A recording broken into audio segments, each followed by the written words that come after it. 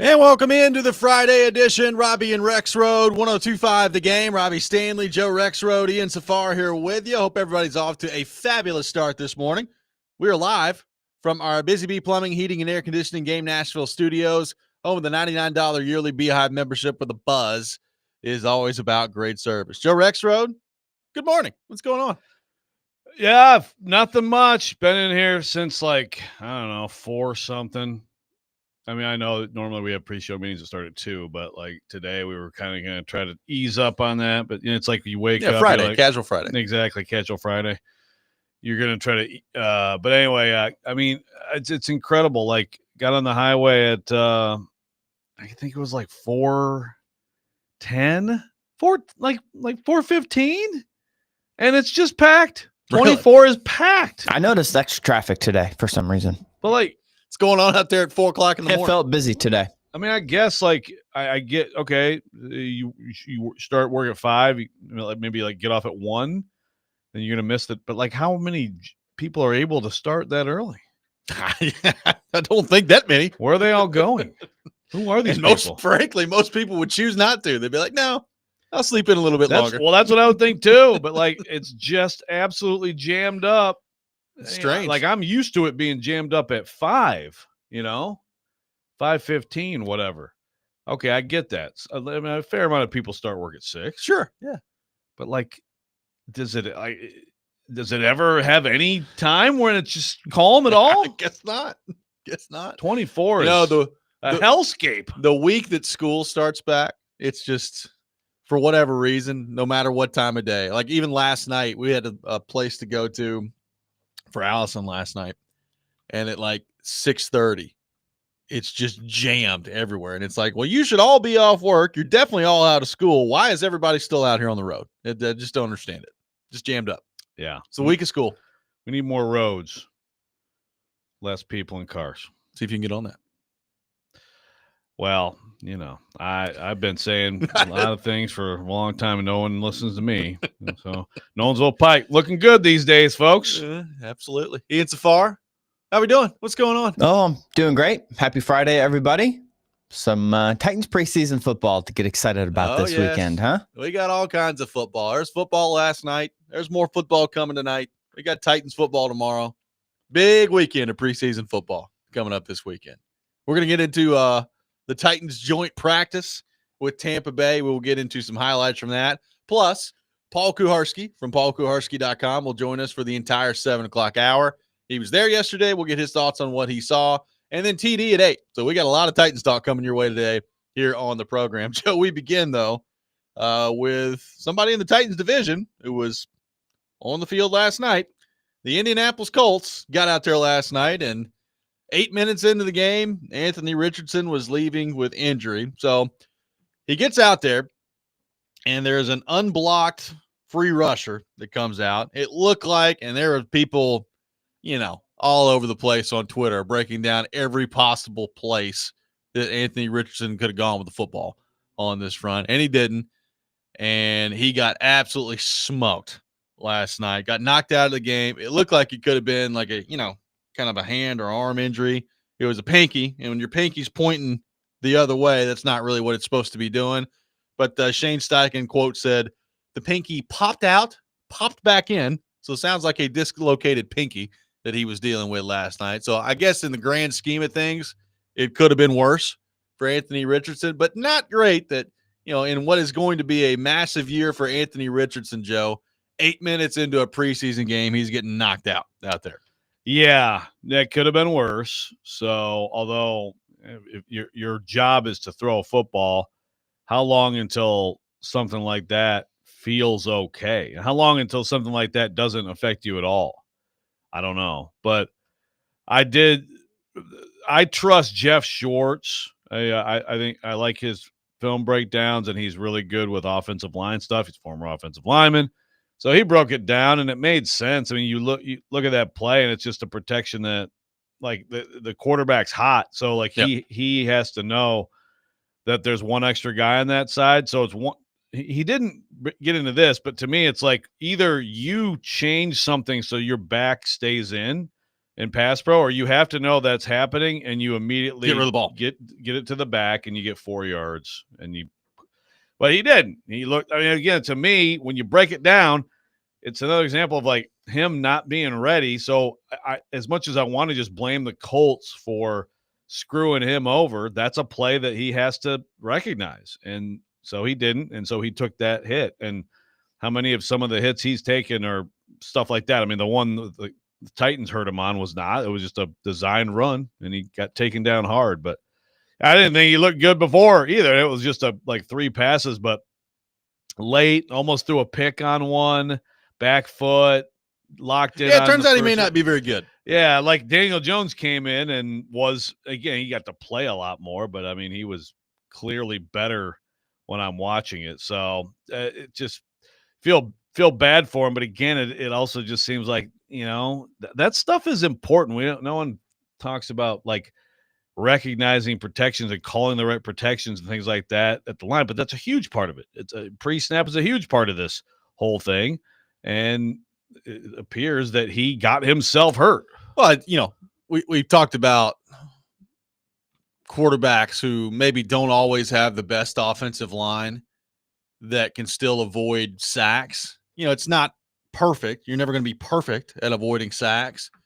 But, Joe, a large part of that comes down to recognizing what you're seeing from the defense and knowing where to go with the football immediately, right? And if you can't do that at a pretty high level at the quarterback position, you're going to get hit more often. Like it's science, man. It's what it is. Like Yeah. if you can't recognize what's going on in front of you, you're just going to get smoked out there. And he got destroyed on that play. And we all saw the pinky originally, and it looked bad. Gross. And I was like, man, that was disgusting. But I was hoping that. I don't want to see a kid get hurt. I'd love to see him play this year. Frankly, I have no interest in watching Daniel Jones play football for the Colts. I know Titans fans might, but I'd like to see what Anthony Richardson is. But the more and more you watch him play, the more you have to come away wondering, like, does he have the ability to protect himself out there? And I don't know that he does. Yeah, and again, the reports are like he's had some really good days out there and has looked better than Daniel Jones. And then you watch him in a situation where you're playing football, you can be tackling that stuff. And again, it's a very small glimpse of him, but part of the reason is him, that it was a small glimpse of him. Wonder, like, philosophically, when it comes to these quarterbacks who don't have a lot of playing time in college, and this would be like Richardson here. They're like, okay, he needs to sit to learn, but how much is he really going to learn if he's not going to play? It's a good question. And it's like kind of like this double-edged sword where he's not ready to play, but how much better can he really get if he's just going to sit the bench for however long? At this point, that's out, right? That's what they should have done 2 years ago. Just right from the start. 2 years ago, it's just like he's just how much ready. How much would him sitting his rookie year ultimately have helped? I mean, honestly, we'll never know that. Yeah. But I don't know. Given what we see now, would that have really helped considering how much he hasn't played? Not necessarily. It's a good question because, like, there are some people that can do that can sit in a classroom or watch film, and they can pick up a lot of stuff that way. And some people cannot do that. Some people are like, unless I'm doing it, this information is not staying, man. So I have no idea where Anthony Richardson falls in that sort of scale. Yeah, I mean, look, I think basically, and this could change at some point, and he could be one of those guys somewhere else that, oh, wow, at 26, 27 years old, he's figured out. But I think between he just doesn't have a good feel. I don't think he has a good feel for it. And then also all the injuries, those things are probably like you could probably sit 2 years and then play, and then like those are still going to be problems for you. But I still also think that if they went, I'd still want to try it if I was the Colts, go back in time and not rush him and then just see where it leads, because there's also confidence as part of this too. You know how I blame for all that stuff that went down last night? This guy. All right, guys, I'm back in this preseason. Let's do it! Woo! This is our Colts. This is our team. We bleed blue. This is our Colts. Whether win or lose, we love them. For the shoe, beat the Ravens. Let's give them Edgar Allan Woes. This is our team. Go Colts! Yay! They deserve all the bad things that happened to them this year. Oh my God! It's the ending I like the best, I think. Yeah, the the nay, Yeah. it's pretty good. But the Edgar Allan woes. I mean, this Yeah. dude is out here. He's been rehearsing that one all off wordsmithing. season. Yeah, my goodness. What's his name? Do we have his I have name? no clue. I mean, someone has to know. I was sending that to a lot of friends last night. I'm glad you were. My little brother's like, "What have you done to me?" I think his name is Seth. Okay. I don't know Yeah, his the last name TikTok is. says the flow, The flow with with Seth. Seth. So Seth, I'm going to assume is his name. Seth. My goodness. Indy Ben, your thoughts? Yeah. Well, we do have Johnny on YouTube wondering if we need to have a wellness check on Andy Ben this morning. I don't know. I don't know how Andy Ben's feeling last night. And we'd probably be encouraged by Daniel Jones. Jared from Spring Hill is loving Tyler Warren, so maybe that's where Andy Ben is focused on this morning. Yeah, Jared from Spring Hill needs a better tight end. I get it. Someone says, "What the fart?" Hey, that's fandom Look, right man, there. Let me tell you. Another text says, "Surely that Colts audio was a bit." I'm just telling you, man. You're gonna find it this season. If you didn't see it last season, looks like you're gonna see it every week this season. He painted his face this time too before he sang that song. Yeah, and like the bleed blue, he kind of like There's hand motions. The video makes it even better. Logan says that was as cringe as listening to Joe speak to NWI. Come on now, we're buddies. It's fine. Also, I think Joe might have been more cringe that time. That was good. Yeah, but we've played Seth before, right? Oh yeah, I think Yeah. we've played him before. But the Edgar Allan woes. Yeah, that's I a mean, tough one. That's pretty good, man. That's pretty Yeah. good. Yeah, again, I gotta say. they deserve everything that happens to them.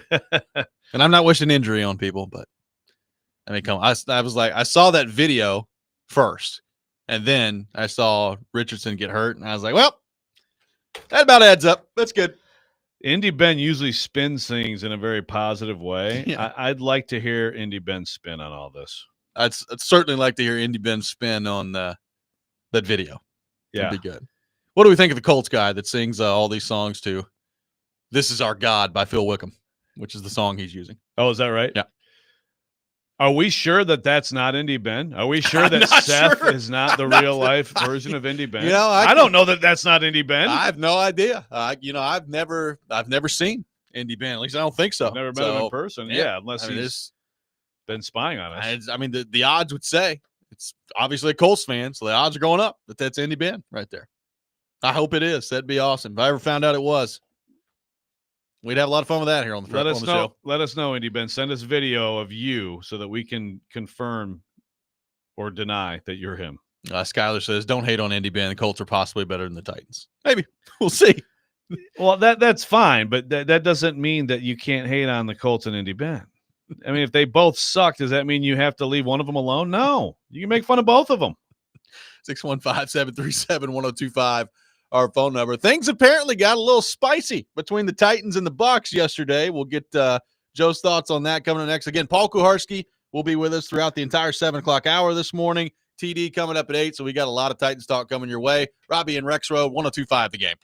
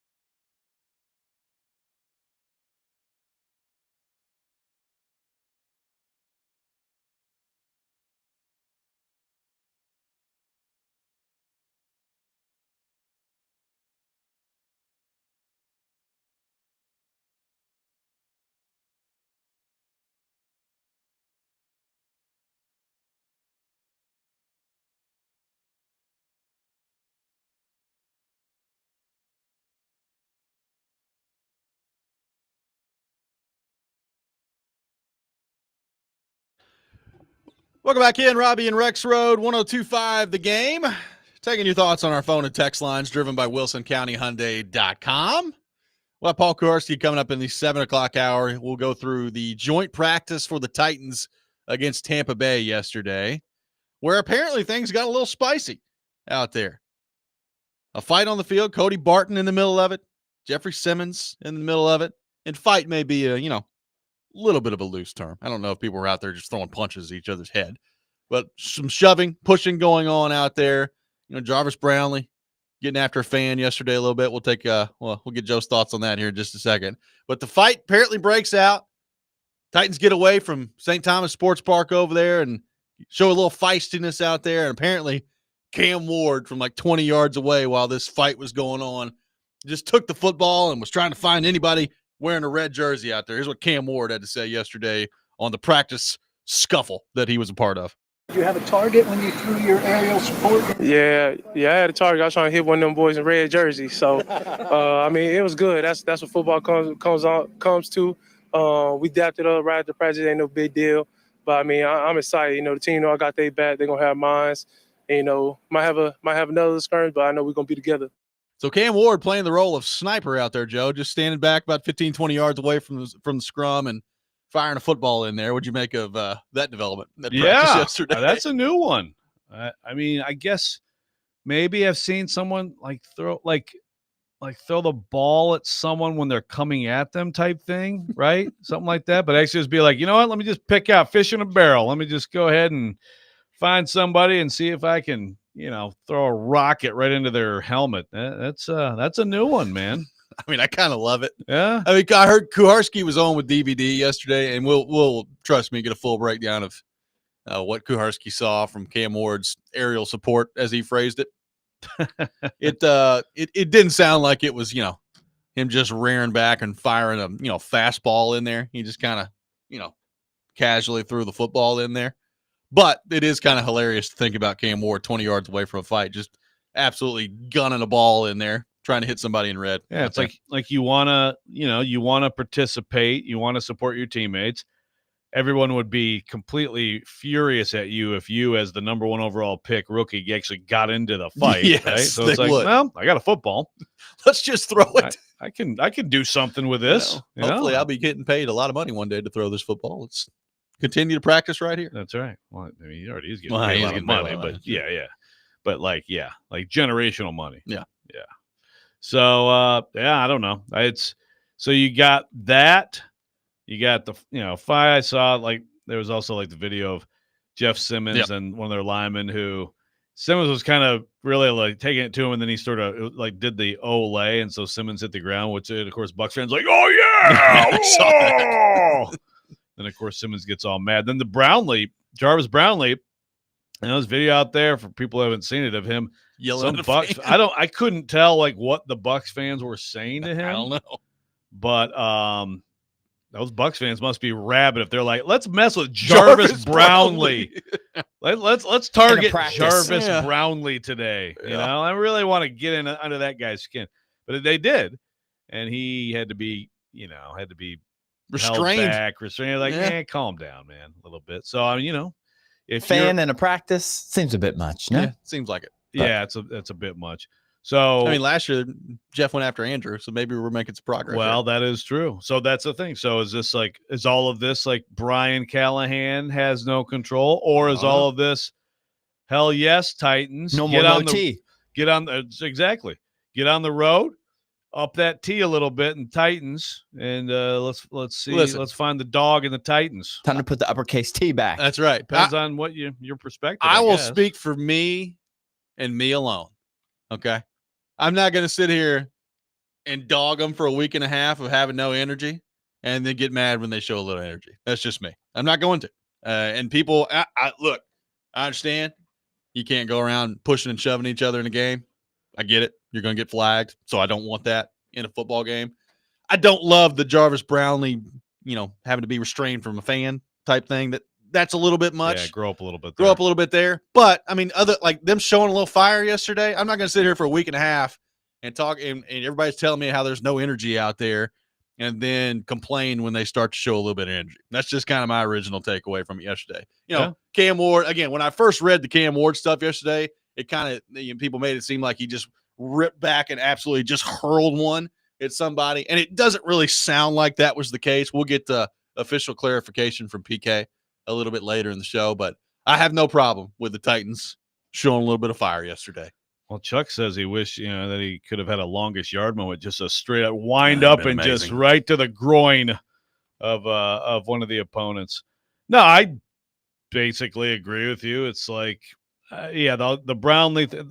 First of all, someone needs to show me the joint practice where it's like, well, got through that day with no incidents whatsoever. Does not happen. Yeah, it doesn't exist. It's 90 guys on one side, 90 on the other. The old cliche, sick of hitting each other and all that stuff. And it's just a different energy. And these are competitors. These are not low T, typically competitors, very high T competitors. So capital T. Yeah, exactly. So you totally expect that. Yeah, the Brownlee stuff. Yeah, calm down, man. I mean, I need to know what the fans said. Probably won't know, but it's like if they said something disgusting, then that's, but then you also, even then you're like, get this idiot out of here, But the fight and the Cam Ward, I mean, I thought it was pretty funny actually. I kind of like what he said too. I do too. It's like, I was just trying to find somebody in red over there, man. That's the only thing I was worried about is there somebody wearing red. I would like to hit him with this football right here. Someone's here says Brownlee laid a Bucs receiver out. Apparently he did. Emeka Egbuka, he did at one point lay him out. So I didn't know. Was that right after the incident with the fans? So there you go. The fans got them all fired up for a drill. You don't mess with Jarvis Brownlee. Who against you, Bucs fans. Thinking back to last year, Joe.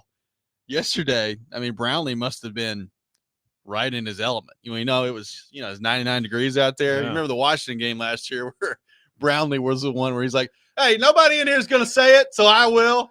It's pretty cold out there, all right? 48 degrees. It's cold. Woo! It's like 40 degrees out there. It's pretty cold. So nobody else going to tell you guys that? I will. It was pretty cold out there today. Just going to tell it like it is. Yeah, yesterday he probably didn't even have to wear like the thick gloves. He's fine. Yeah, he's long sleeves, I'm sure. But that definitely sounds like someone from Florida, where the only appropriate temperature is 75 to 80. Yeah. If it's over 80, it's too hot. If it's under 75, it's too cold. Yeah. I mean, the more I think about it, the more that's kind of me. Like, yeah. All right. You're more of like 92. 90. Yeah. 90's fine. Nothing wrong with 90, 92. The Floridians are dealing with, like 110 this summer. So yeah. It could be 118 like Phoenix. New record. Yeah. Dry heat, though. That's right. It's a dry heat. Yeah. Don't forget that. Yeah. Dry heat. No, I have no problem with the Titans showing a little bit of fire yesterday. Now, the Brian Callahan losing control part of this. We've talked about this before. Like, remember last camp where he had the opportunity to throw Jeffrey Simmons out of practice and he didn't do it. And then, all the Andrew stuff that happened the next day and all that stuff. So, like, we've talked about, does Brian Callahan, has he learned how to rein some of this stuff in? I don't want the Titans doing this every day. Like, I don't want the Titans, there to be 6 fights next week between the Titans and the Falcons in their joint practices. But, every now and then showing a little pushback, I got no problem with. And again, as long as it doesn't get out of control, you're going to see this in every joint practice and every training camp out there for the most part. Yeah. And you're going to see 98 in joint practices and regular at the practices. Center of most of it. Yeah. That's who he is. Yes. Last year, I think in the wake of the Andrew stuff, something should have, like, you can't do stuff like that, especially like you got people waiting for autographs. Yeah. Come on. Like that was something that at least needed more of like a public rebuke, I guess, from Callahan. But yeah, this stuff is all fine. Again, other than Brownlee.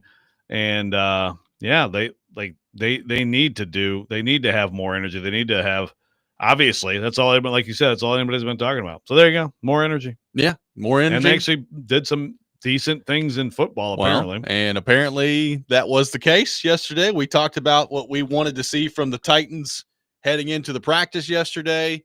what do we make about what we've heard of what went down there in Tampa Bay? Again, Paul Kuharsky, who was there, will be with us for the entire 7 o'clock hour. So we'll get into a lot of this with him as well. Coming up next hour, we'll continue the discussion coming up next. Robby and Rexrode, 102.5 The Game.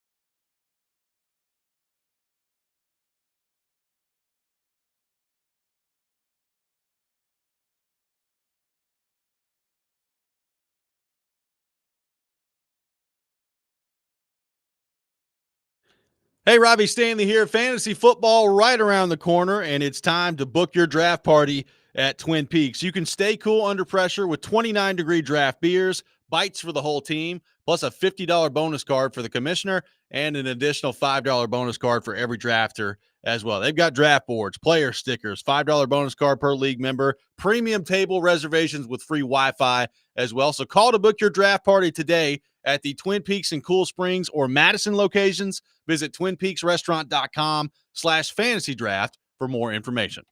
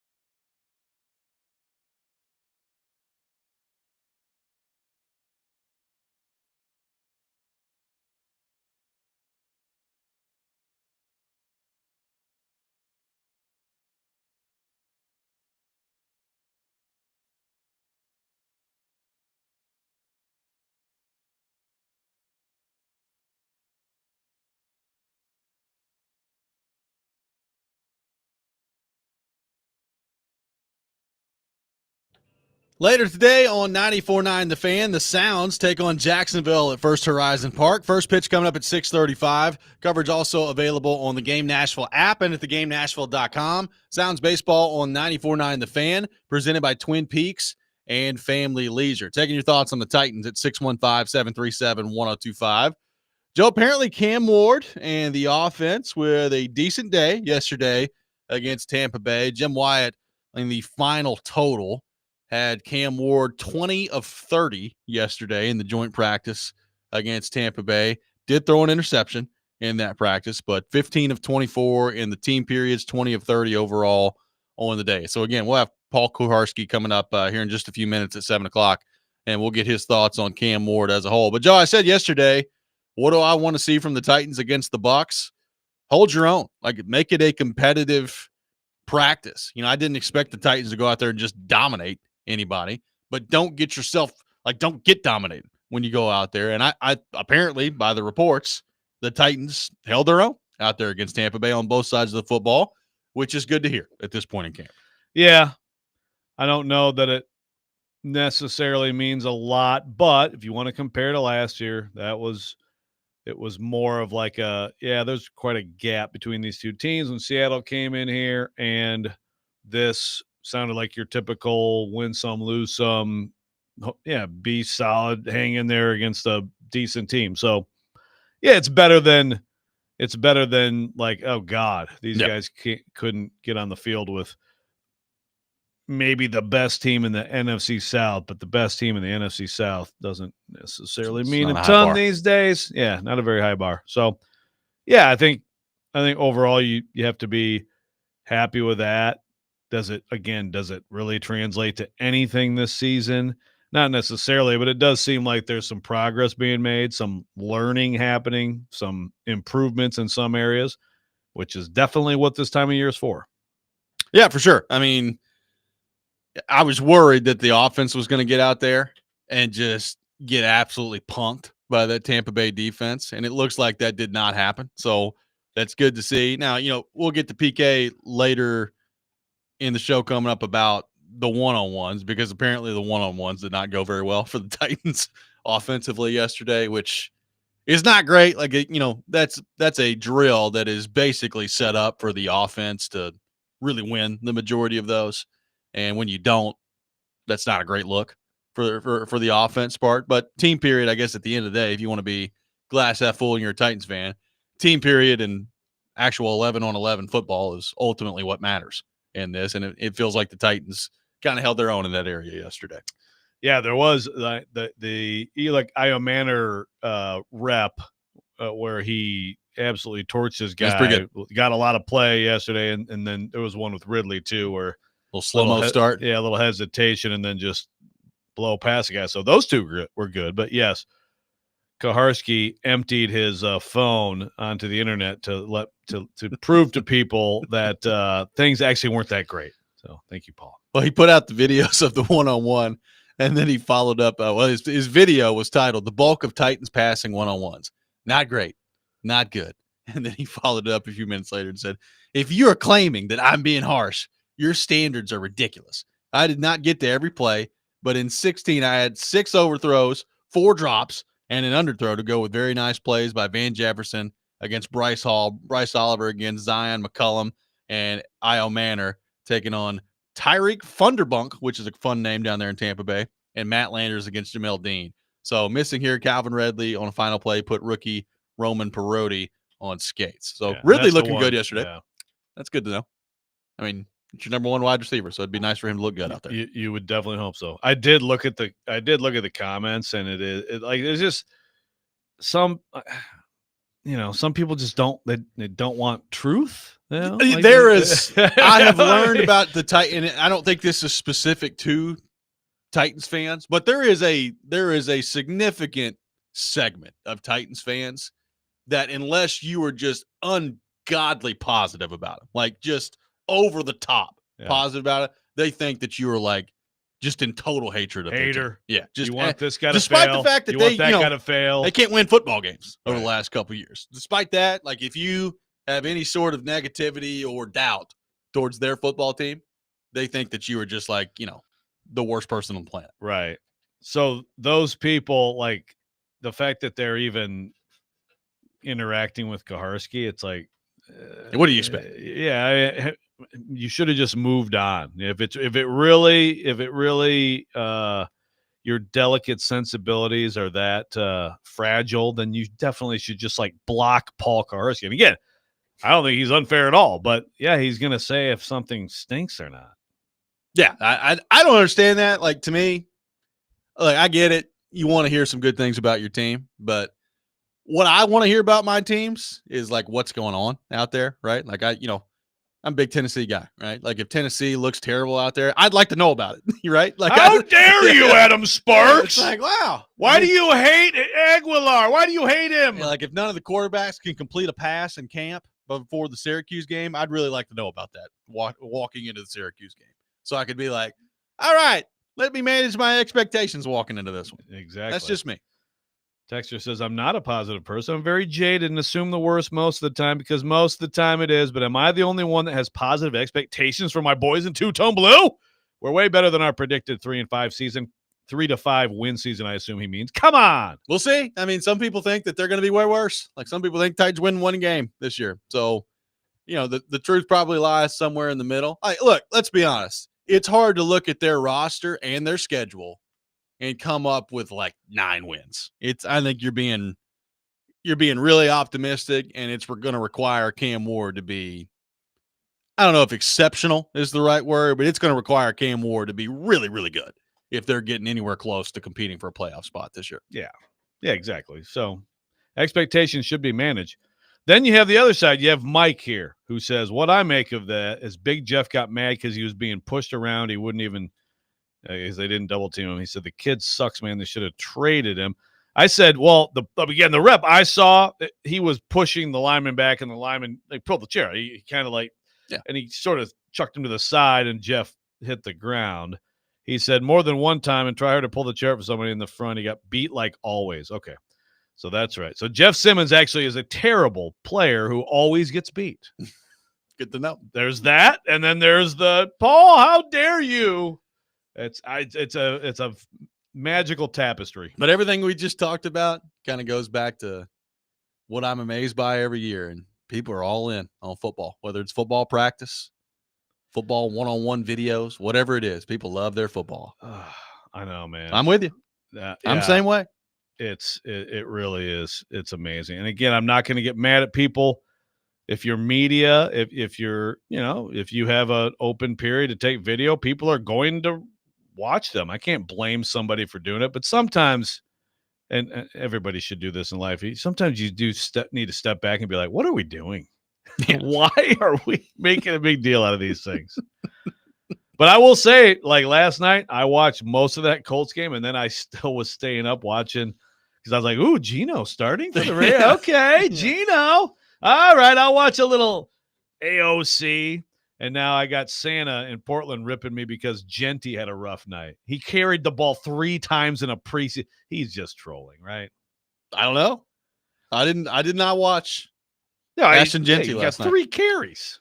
Right. Great. They tackled him on those 3 carries. I think he'll be all right. We'll see. 615-737-1025, our phone number. A lot more of your thoughts to get to on the Titans. We will do that coming up next. Paul Kuharsky will be with us for the entire 7 o'clock hour with his thoughts on what he saw yesterday for the Titans joint practice in Tampa Bay. Robby and Rexrode, 1025 The Game.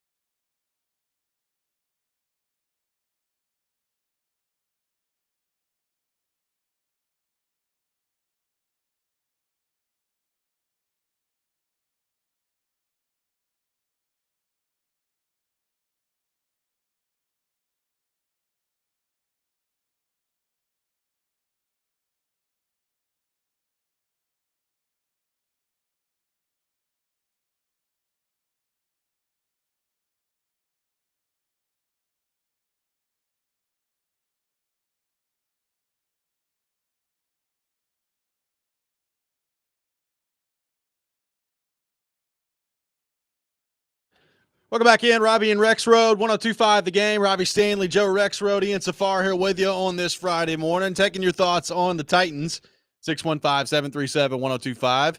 They open the preseason tomorrow on the road in Tampa Bay. Kuharsky will be with us in the 7 o'clock hour, and we'll go through all things Tennessee Titans with him. We got TD coming up at 8, so a lot of high-level Titans talk coming your way over the next hour here on the program. 615-737-1025. Coy in Clarksville asking Joe, what position battles are you curious to watch during the first preseason game tomorrow?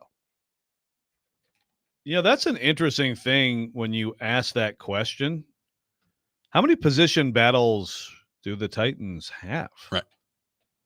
I thought we would have a position battle at inside linebacker, but I think James Williams is the guy. Again, it's safety.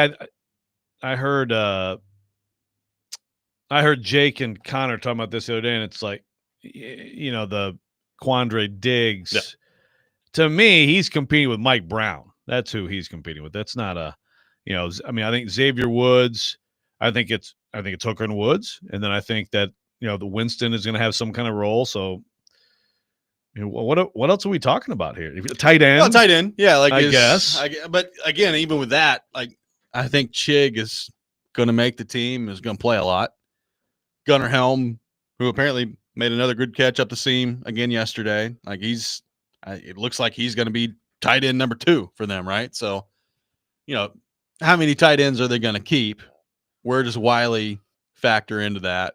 That's an interesting thing. But to your point, starters, how many position battles do they actually have right now? And for a team that is expected to be not very good, to not have more position battles amongst starters is pretty interesting heading into all this. Yeah, so if that's what you mean, Coy, starting position battles, yeah, there's not much. I mean, definitely the tight ends are interesting in who's going to play and all that stuff.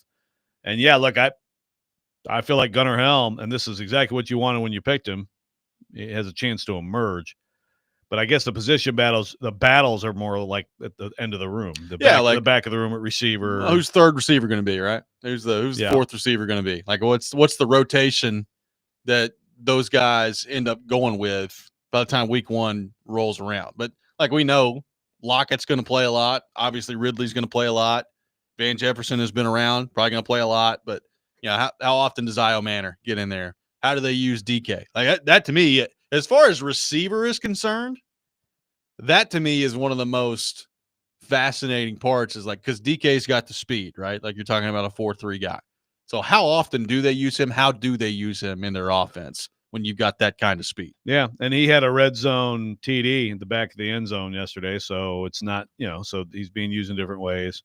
And yeah, look, Texter asked if wide receiver 2 is a battle. Yeah, look, I think after Ridley, keep an open mind. Yeah. And Io Manor, there's some positive signs there. So, look, the guy's pretty fluid, and as people have pointed out, if you want to go, the Travis Hunter comparison, he put almost 300 on him in a game. Now, was it really putting 300 directly on Travis Hunter? Different coverages, man, zone, but he was, I believe, in his range, covering him a lot, and he torched him. So, by the way, is that tonight?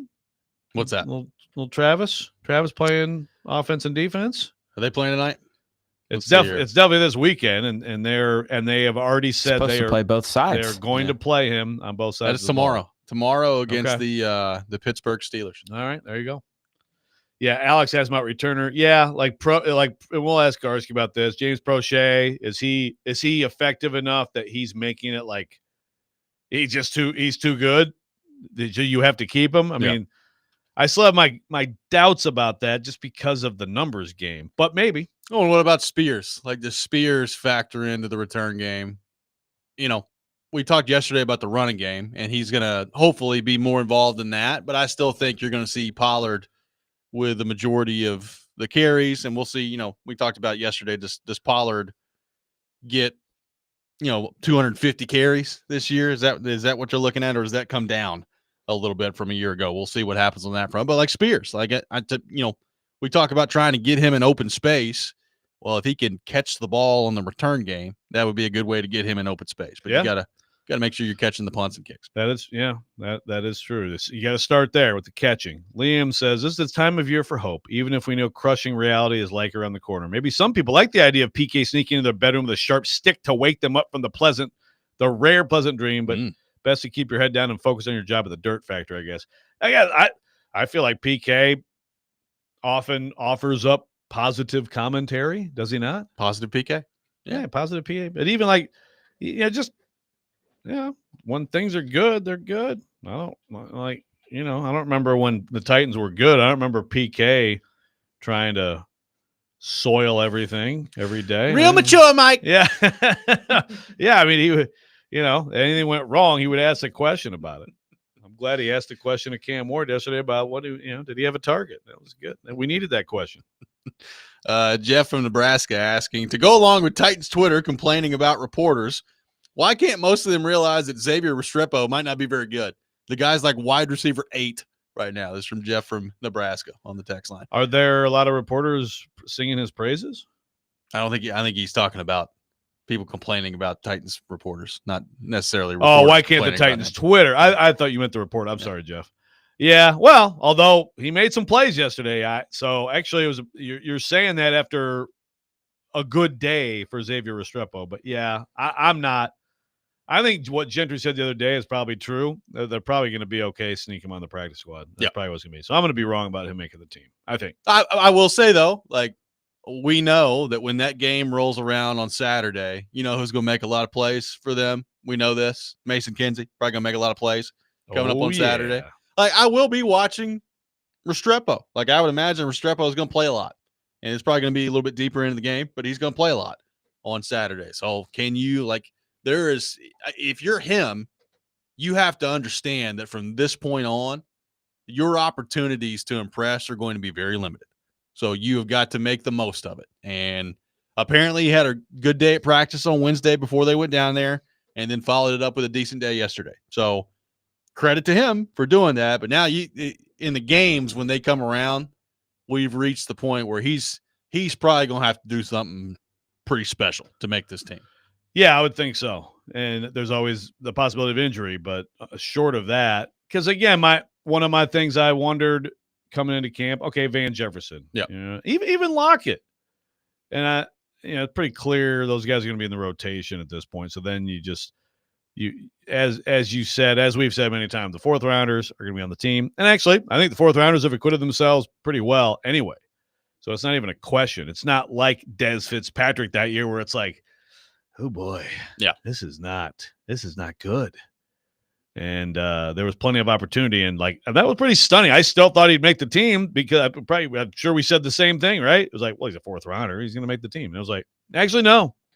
Apparently, these guys are going to make the team because they are much better. If you want to make comparisons, than he was in his camp. Yeah, and the receiving core is at a different spot too, right? Like there's no AJ Brown walking around out there. They're in a different spot as a team. So those guys are going to make it. Yeah, we went through the receiving room the other day. There's 6 guys you feel pretty good about right now. Like TD said it yesterday, and we'll get his thoughts on it at 8 o'clock. But he basically said it's pretty hard to imagine at this point, given what he's done in camp, Bryce Oliver not being on the team, right? So if Bryce Oliver is had the camp where, people who are watching him and covering him every day just kind of consider him almost a shoe-in to make it at this point, well, you're running out of spots at wide receiver pretty quickly for guys like Restrepo. Right. And then the Prochet thing is interesting. I'm interested to see hear PK say. He also had an interesting tweet yesterday about Jaquan Jackson getting a much more prominent role, which is interesting. And you could take that as, are the Titans, I don't know, are they, it's not like you're going to, whatever, you're not going to get anything for Jaquan Jackson, but are they trying to see? Are they trying to give him one last shot? That's an interesting thought too. But he's a guy that we hardly ever talk about, and with good reason. Get prepared to watch a lot of Brandon Allen and Tim Boyle coming up tomorrow. I know PK in particular is excited about watching Tim Boyle. I hope Tim Boyle goes out there and just lights it up against Tampa Bay. I hope Brian Callahan noticed that his former employer put Joe Burrow out there for a couple drives, 9 to 10, He did. 122 yards, 2 touchdowns against the Eagles. Now, granted, that is 2 drives, and that ends up being a lot of time on the field because they were successful drives. But like if Cam Ward comes out Saturday and it's 3 and out, I know he'll be out for another series. What if they go 3 and out again? Yeah. Then bring him out for another series. I mean, to me, like you should want at least like about 20 plays out of Cam Ward. I didn't know Desmond Ridder was in Cincinnati, but apparently he is. 7 of 16 yesterday, 91 yards and a touchdown. So we'll see how that goes. Slight step down from Joe Burrow to Desmond Ridder. Got Jake Browning in there still, though. Hey, quarterback room's deep in Cincinnati. Shout out to Desmond. Yeah. Joe Blacko says the Colts are tanking for Arch. Again, we just like it. His grandpa just said he's not coming out next year. Yeah. Well, don't ask him about it then. Nobody's going to ask Arch about it. That's what I heard earlier today. That's right. Nobody's going to ask Arch about it the rest of the year. Even at the end of the year, they win the national championship, and no one will even think to ask it.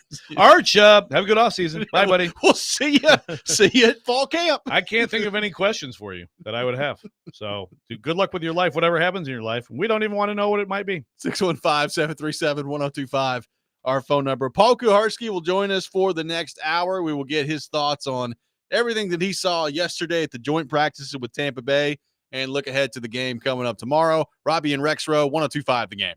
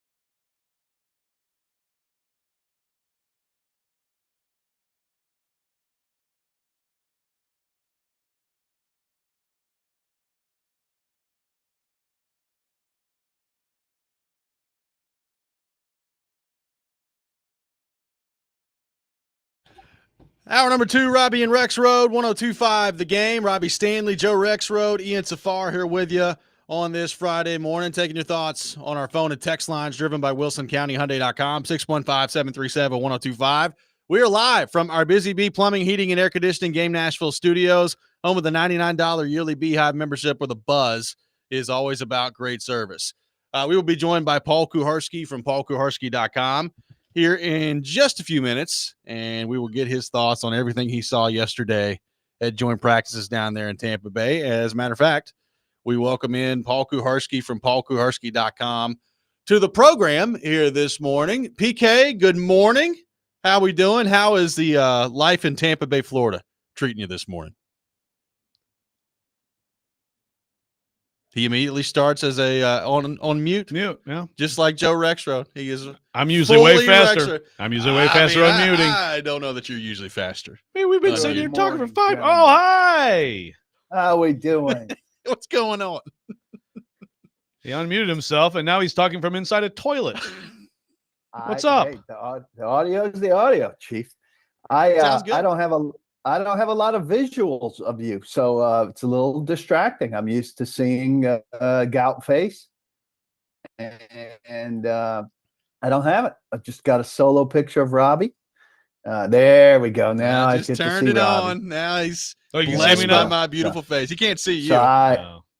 because yeah. why would he want to Would see that you? would that comfort you if I gave It you a little would gout comfort me. face? Yeah. yeah, well, it's more conversational to look at people, Joe. I know you'd like to just put your head down and go, but that's not how most humans operate. It's true. That is true. So It's nice here. I was actually on the radio with your afternoon colleagues yesterday, looking out the window, and there was some lightning bolts like right in front of the hotel.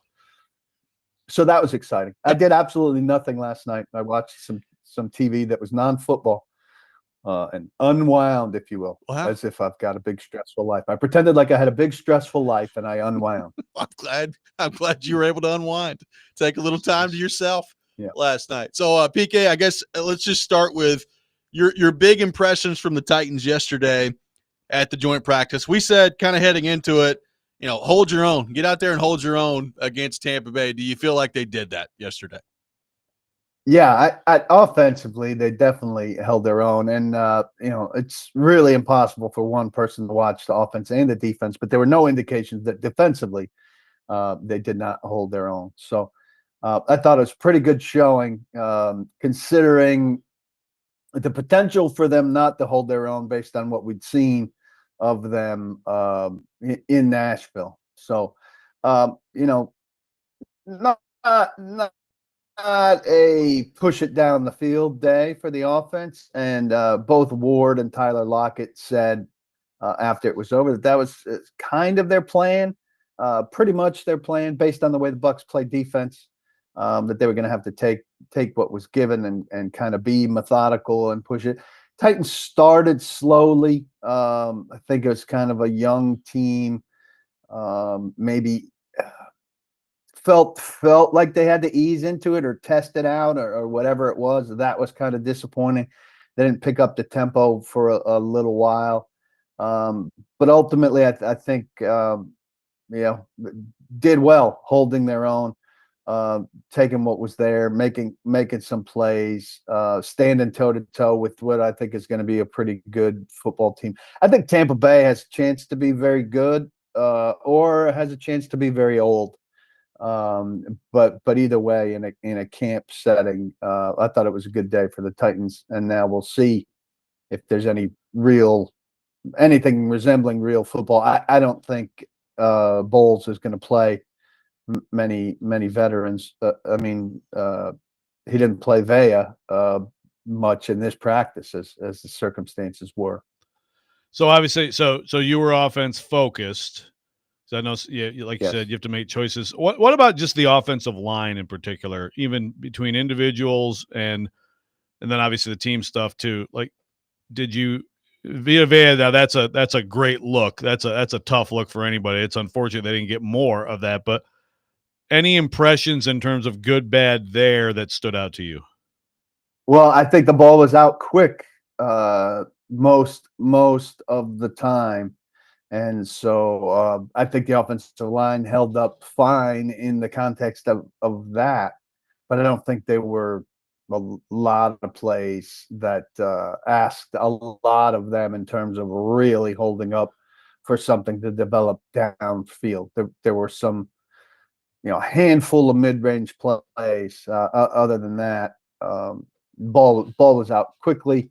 And it was about kind of efficient long marches down the field more than flipping the field with anything, particularly after, and it was maybe 2/3 of the way through, halfway through, when Cam threw his interception to a defensive end, Hassan Reddick, against Chig, and I thought things shrunk after that a little bit.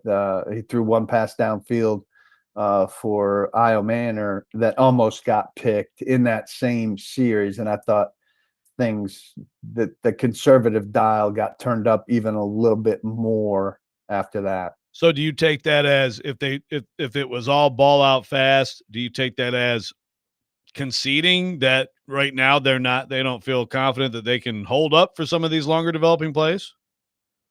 No, I take it as a plan against the team that needed that. I can read here's what Lockett said. Some teams give you a better chance to take shots.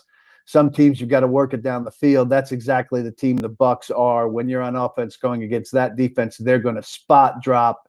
They're going to make it tough. You've got to be able to find the open zones, and the quarterback has to be able to fit it in there.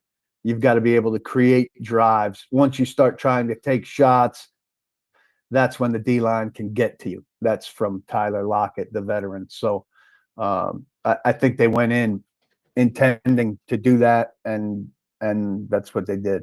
So tell us about your vantage point of the scuffle yesterday at the Titans practice. When I first read the tweets about Cam Ward, throwing a football into the mass of humanity there, I just pictured him on a sniper's perch, just up there, just ready, just firing footballs left and right. It doesn't sound like he just reared back and then, went through some pitcher's windup and hauled one off in there. What did you make of the scuffle and Cam Ward's involvement in it yesterday? Yeah, I was standing pretty close to Cam Ward.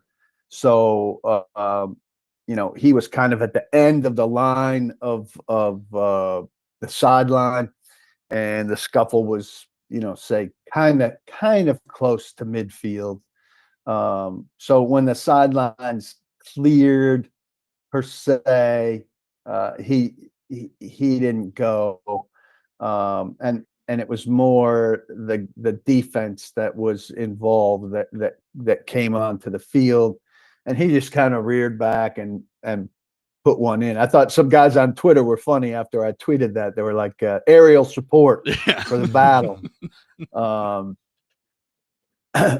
I don't think it's a ball that would have hurt anybody unless, you had your helmet off and just caught it the wrong way. I took it as more good-natured. He was just having fun, like, all right, I'll do something here. And then when I asked him about it afterwards, of course, the quote got pretty sped around that he was just aiming for one of those guys in a red jersey. So that made for a good line. It was a decent scuffle. The initial one with Simmons and Barton as the key guys, along with Graham Barton of the Bucs. But then somebody took a second push at Simmons, and that's what got it riled up. But I think Jim Wyatt rated it a 4, and I would second that in terms of a training camp, quote unquote, fight, a 4 at best. So if Brian Callahan were a serious coach, would he not have launched his body into that mass of humanity and seen what kind of injuries he can come up with to show them off to everybody like Vrabel does? I think Joe, much like each interception has its own story, Yeah. each training camp fight has its own story. And this fight in no way called for any serious coaching intervention. And while Brian Callahan might be among the more unlikely coaches to involve himself, we know that Vrabel is absolutely the most likely coach to involve himself. I mean, don't he's know got that there were issues. video. Let's call it what it is. He's got issues. Yes. What's wrong with Vrabel? Seriously. Yeah, and also, uh, look, Vrabel was a player and a very good player. Most coaches wind up looking like Jeff Van Gundy in these situations. I mean, or I used to ride a worse. big wheel, but I don't do it anymore, you know? Right. Yeah, you went to college and rooted for football, and then you graduated and should be an NFL guy. 615-737-1025 is our phone number. I think you just took a shot at college football there. 615-737-1025. We'll continue the conversation with Paul Kuharsky coming up next. A lot of things to get to this hour with PK. We'll take your questions as well on our text line driven by WilsonCountyHyundai.com. Robby and Rexrode, 1025 The Game.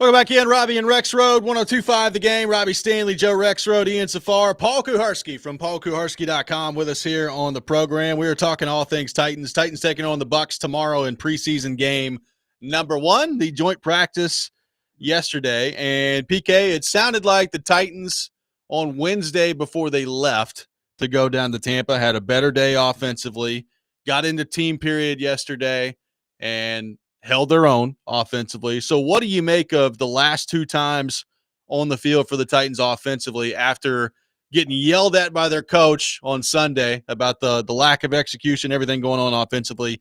What do you make of the response shown by the offense to this point this week? I think they've responded pretty well. I think they're in a better spot than a lot of us would have imagined based on the overall picture of training camp and the unsteadiness, I'd say, of the offense over the whole picture of camp. I don't know that the game, I know people kind of have trouble with this, and you'd like, a nice series or 2 or whatever they're going to do. I don't know based on what Tampa Bay is going to play. I don't think they're going to play a lot of veterans. So you'd like to see some efficiency and everything, but I don't know that it's going to tell a great story. And I think the next biggest, most valuable piece of information is going to come against Atlanta on Wednesday, I think is when they hit the field. But I mean, you'll take everything you could get. It's the first time for a lot of these guys to go through the whole NFL game process and all of that. And there'll be tons of eyes on Cam Ward doing that, and you hope that he makes a nice showing. That offensive line, given a game circumstance, plays with some cohesion. That Bowles maybe blitzes or gives them something to handle, like you guys are talking about, more than and that the Titans maybe could dial up something a little more complex. They did have some mid-range stuff here that was good. This one pass to Gunnar Helm was against somebody coming at Ward, where he hit Helm up the seam, who caught the ball, really kind of in stride, but outstretched. That consensus was his best throw and their best play, really, of camp. And so you'd like a moment or 2 out of this game to be that. So we'll see. To me, and maybe we were headed there, that the biggest development out of this thing on Saturday night, punt return. James Prochet has a chance to get a handle on this job. They had 5 guys catch punts against the Bucs in this practice. Tyjae Spears muffed his chance. Doesn't help his case. He feels like, he'd be kind of a default if the guys you want to win the job don't pan out. I mean, I understand that Prochet has been the best, and he has had reasonable success prior to this, but isn't that a numbers issue if he makes the team to be the punt returner? Like with other positions? Well, I don't know. You could, when you get to that and you're talking about the 7th wide receiver or the extra linebacker or an extra defensive back, I don't necessarily care where that last guy is from. And if the 7th wide receiver is your punt returner, then he's offering more than your last guy at those other positions who's unlikely to be active. The thing about Prochet is if he's your 7th wide receiver, he's active on Sunday. And so then he's not only on the 53, he's on the 48. Yep. And if he's on the 48, then is your 6th receiver active? I'm guessing no. And so then he really becomes your 6th wide receiver, and your 6th wide receiver really becomes your 7th wide receiver. So it spices up the back of the wide receiver competition. And again, in ordering 4, 5, 6, which those 3 in no order are the 2 rookies, Io Manor, DK, and Bryce Oliver. I think everybody very naturally is putting Bryce Oliver in the last spot there. And I don't know that we should be doing that. Yeah, I was going to ask you about him. Like, you'll be hard pressed to find somebody that's been out there every day that does not think Bryce Oliver certainly is on the team and maybe could contribute. So, what did you see from him yesterday? What have you seen from him in camp? And how big of a role do you think he could end up playing in this offense? Yeah, he had a couple bad moments yesterday, but he had a couple good moments. He caught a red zone touchdown. He had one of the handful of very good one-on-ones. And I just think he's been really steady and consistent. Now, I think the rookies have been pretty steady and consistent also. I just got to think, based on what we know so far, and there's a lot of time left, that these guys are going to be tabbed game plan wise.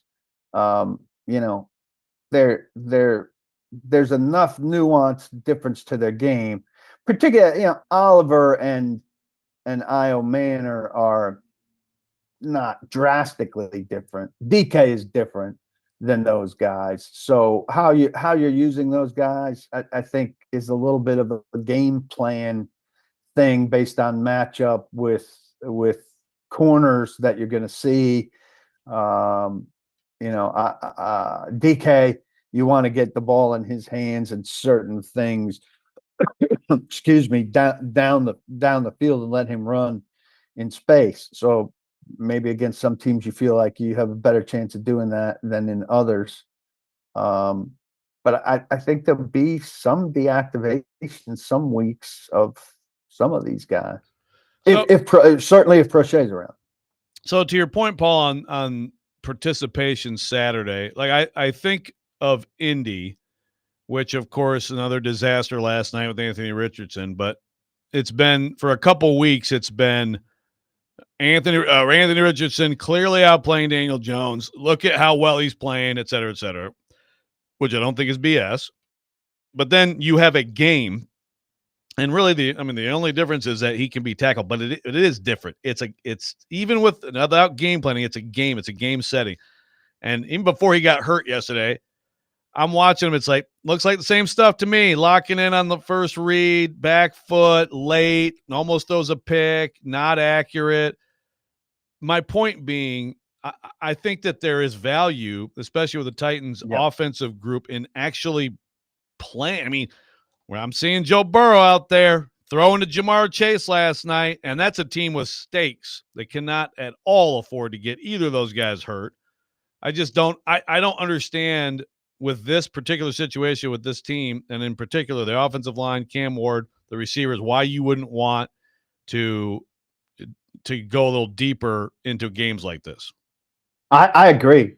And I'd go deeper tomorrow night because next week they'll be coming off 2 practices against Atlanta, and you can understand saying, hey, we put in, some good, hard physical work against the Falcons. And like it or not, these scrimmage type days against other opponents are becoming the preseason gauge for a lot of coaches. But for this young team, you want as much as you can get. You're always measuring the injury risk against the experience that you could get. But like if they play a series or 2 series tomorrow night, I think we'll all be left wanting more, even if they put a bow on it. If they drive down and score 2 touchdowns, which, I don't foresee happening, but who knows, like a right? bounty. If they drive down and score 2 touchdowns on offense, I think everybody pats them on the back and says, hey, good job offense. But I think you and I, it sounds like, and I imagine Robby would say the same, like, roll them out there again. Let's see more. They need more. Now, you say that, and Cam twists his ankle on the third drive. You say, what the hell was he doing out there? Yep. It's damn meaningless preseason game, and your whole job is to get him to September 7th. So, which way do you go? Yeah, but this team has no stake. This team has no expectations. So that's the difference to me. Well, they have no expectations, but I think they have an expectation of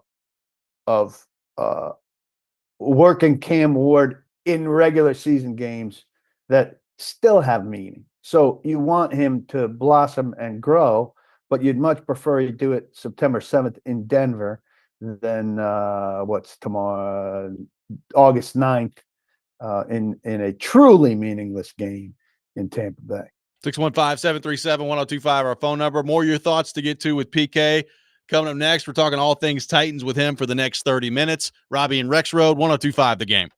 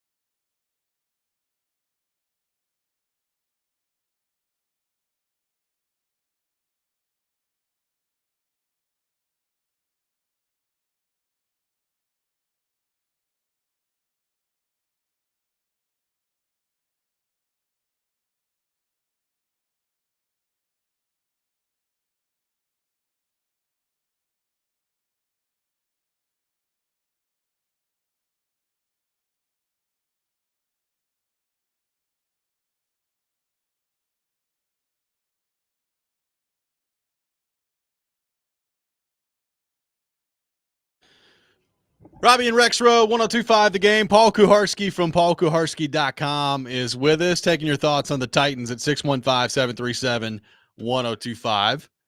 PK, on the tight end front, you mentioned a nice play that Gunnar Helm made yesterday. I think we know that Chig is going to get out there and play significant snaps for this team.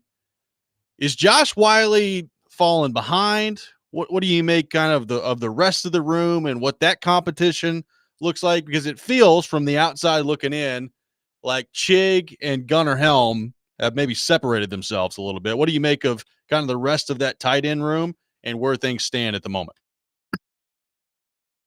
Yeah, I feel like some bad things have been happening with balls going to Chig lately. Maybe I'm making too much of that. There were a couple yesterday. The pick was to Chig. There was another ball that was at risk to Chig. Look, Chig is the move tight end. Gunnar Helm's the inline tight end. After that, I think Wiley's competing with David Martin Robinson and to a lesser degree, Thomas Odukoya. I don't think they're going to make the mistake of keeping 5 tight ends like they did last year. They're under different management. And Wiley's had 1 or 2 notable catches. But even that,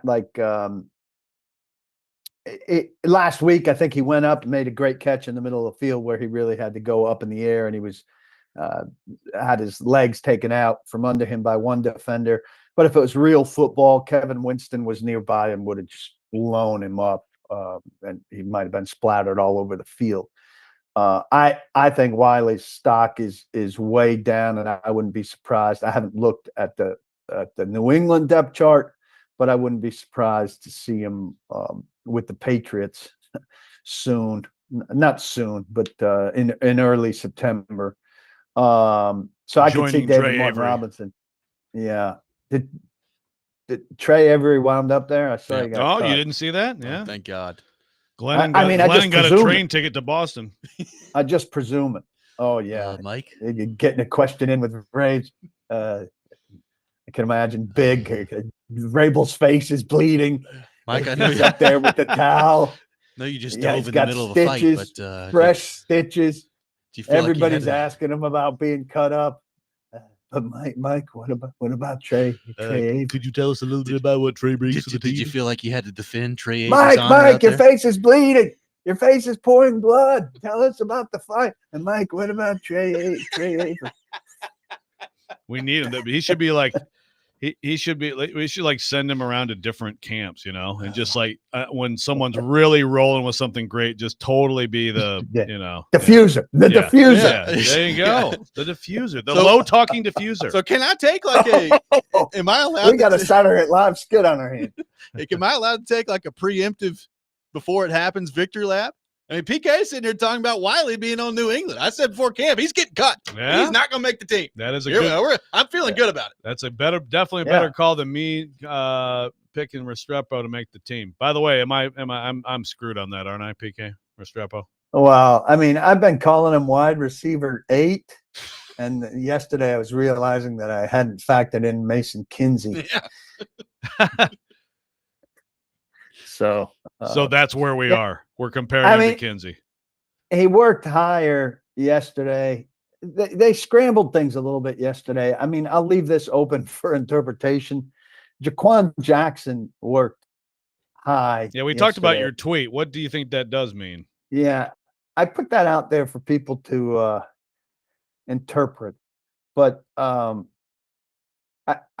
think if Jaquan Jackson's working high, other people are not working as high, and that wouldn't be Restrepo, But then someone's going to be working high in the punt return area, and so I don't know that you can diminish him. That was one theory that was going around amongst the media. So I don't really know. The game playing thing, I think, is wasting some reps. PK, what do you make of the addition of Diggs back on the team at the safety spot? You've got Woods there, Hooker's there, obviously Kevin Winston when he's healthy out there, and now Diggs in the fold as well. Where do you think he kind of factors into all this? Yeah, here's my impression of my take on it. I think he's insulted by any kind of suggestion about this. I mean, he's very much the fourth safety right now. And fourth safeties play special teams. He's not playing special teams. People want to put all kinds of theories onto this. They're going to trade Amani Hooker, or Winston's not doing well, or Woods isn't doing well. Woods is pretty good, I think. I think, he said he had other offers. Hadn't heard his name rumbles out there at all, right? I think he comes in, gets some time to get some film, spend some time with Cam, which is healthy for him, for Cam, for the Titans. Not a major benefit, but the Titans have an opportunity to spend one of the 91 roster spots on it and say, can't be a bad thing for us. And then he can relaunch, in early September or whatever with more of a platform. So I don't think he's going to play this week. He didn't practice. He hasn't practiced yet. But I think next week he'll get out there, roll against Atlanta, and then play in that game at whatever spot in the pecking order they give him. And if he could get some good film out there, he announces to the league, "Hey, my foot's fine. I'm back, and I can be, a second safety or a third safety, or fill your problem if you've got somebody hurt." And he gets to put that on display out of a good situation here. I have trouble seeing him here long term. He bristled at the idea of playing a minimized role. Yeah, man. Jamal Adams, Quandre Diggs, Man. Just a 2019 safety tandem made in heaven. I think though, Joe, I mean, I get the joke there, but Quandre Diggs played some good football in the first half of last for sure. year. Jamal Adams was a complete zero. Yes, absolutely. But I mean, basically, to me, as soon as they got him, I'm like, okay, so like he and Mike Brown are peers at this point, right? Like that's right. Which is sad for him. Yeah, but he's had a good career. All right, Richard on the YouTube chat is asking about special teams, how they looked. Also, just in general, like, do you detect a higher level of, not that like last preseason gave much indication of the complete bleep show that was to come, but do you sense a difference? I think tomorrow night tells us a lot, right? I mean, they only got really to 11-on-11 special teams stuff, I want to say Sunday and Wednesday. So Fassel has a very gradual, intentional plan. But, as for you don't call him Bones? You don't just call him Bonesy? Bones? No, the Bone Man? Bone Dog. Bone Dog. What's up, man? Bone Dog. What's going on, brother? I'm not a big nickname guy. Yeah. In terms of general conversation when we're discussing someone. I think we'll see. To me, the punt return thing, I mean, I hope they have, that's the thing. You can't structure the game. I wish they could get 6 punt returns tomorrow night.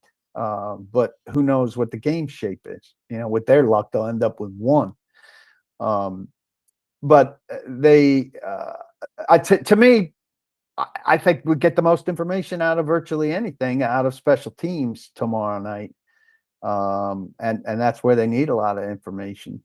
I don't see how special teams isn't significantly better because of him, and because I think the back of the roster includes people who can help him.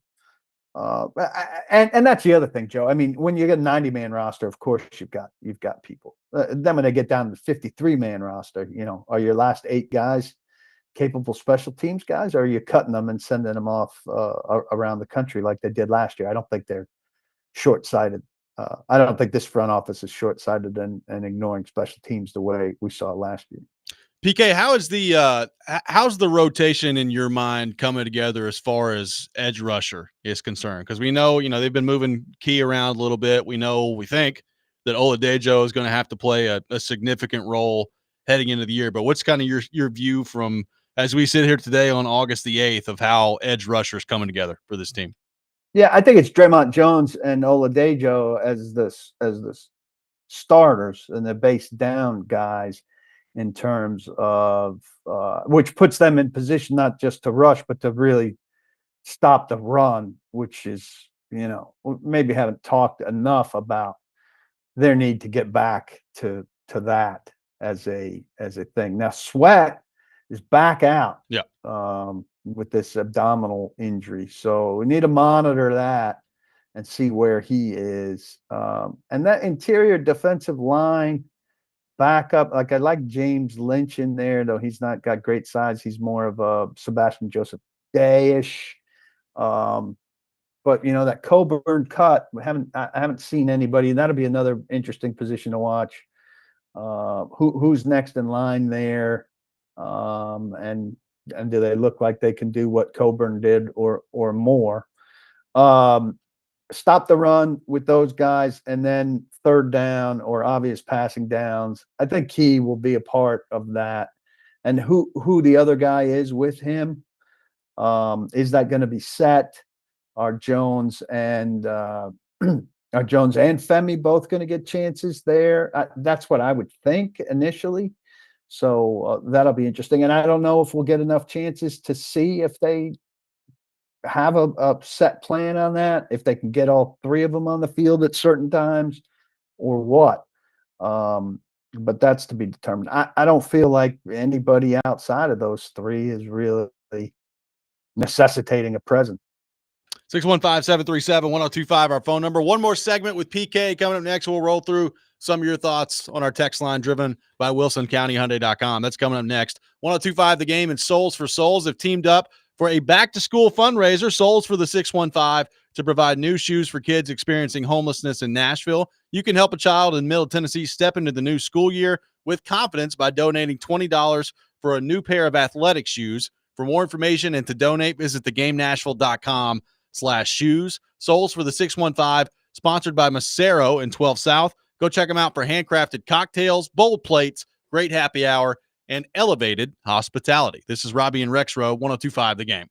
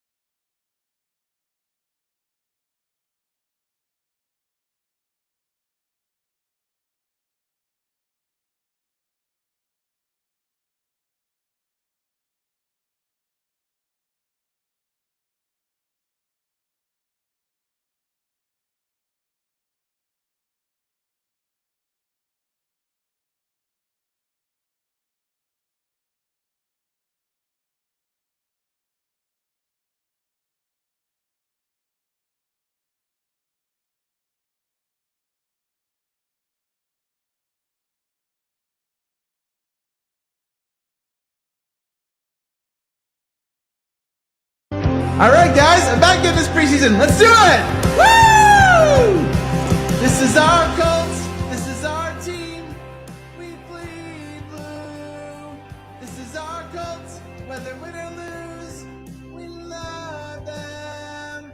For the shoe, beat the rivets. Let's give them Edgar Allan woes. This is our team. Go Colts! Yay! The neigh is amazing. One more segment with PK here on the program. PK, are you familiar with a Colts fan that sings that song before every game? You are now. Vaguely and unfortunately. Edgar Allan woes. That is some pretty freaking. good. That is some wordplay, my friend. Pretty good. Let's give Bring the Ravens back General Edgar Luck. Allan woes. Yeah, General Luck, one of the great Twitter accounts of all time. Oh, that was good stuff. Oh man, Yeah. just absolutely beautiful. out Dearest there. mother. Yeah. Hey, he's the GM should at Stanford start- now. He should be back. Yeah, that's right. Yeah. He should revive himself at Stanford once things get going. I guess the paperwork of an AD is not very but I mean there's fodder there. Yeah, for sure. I mean, he was out there apparently in fall camp taking some snaps at quarterback. So I feel like he's back. He's back out there. Okay. Looks like he weighs about If only he had 145 pounds. eligibility. Yeah. Caleb texts, good God. That's just an amazing Hey, that's pretty nay. good. Thank you. Pretty good. PK, how excited are you to watch Tim Boyle play some quarterback tomorrow? I am rooting like mad for some Tim Boyle out there, just for you. I think,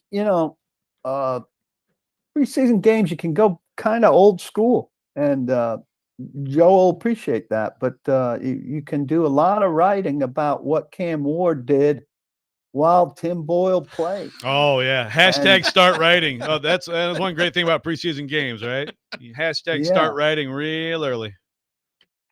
Look, I have to say, both Allen, I don't think Allen was outstanding. Well, I mean, the one-on-one period is hard for me to get past yesterday, but I think they've both been better practice quarterbacks than I've given them credit for.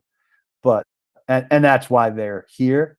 But it's a long way between practice quarterbacking and that elevation at Denver on opening day if Cam Ward gets hurt.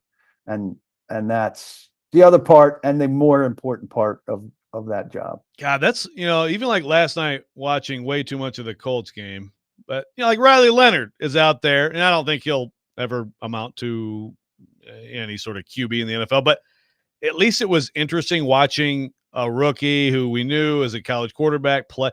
Like the Titans need like someone who, you know what I mean? Just some young 6th round pick that played prominently in college for it to be something like the Tim Boyle.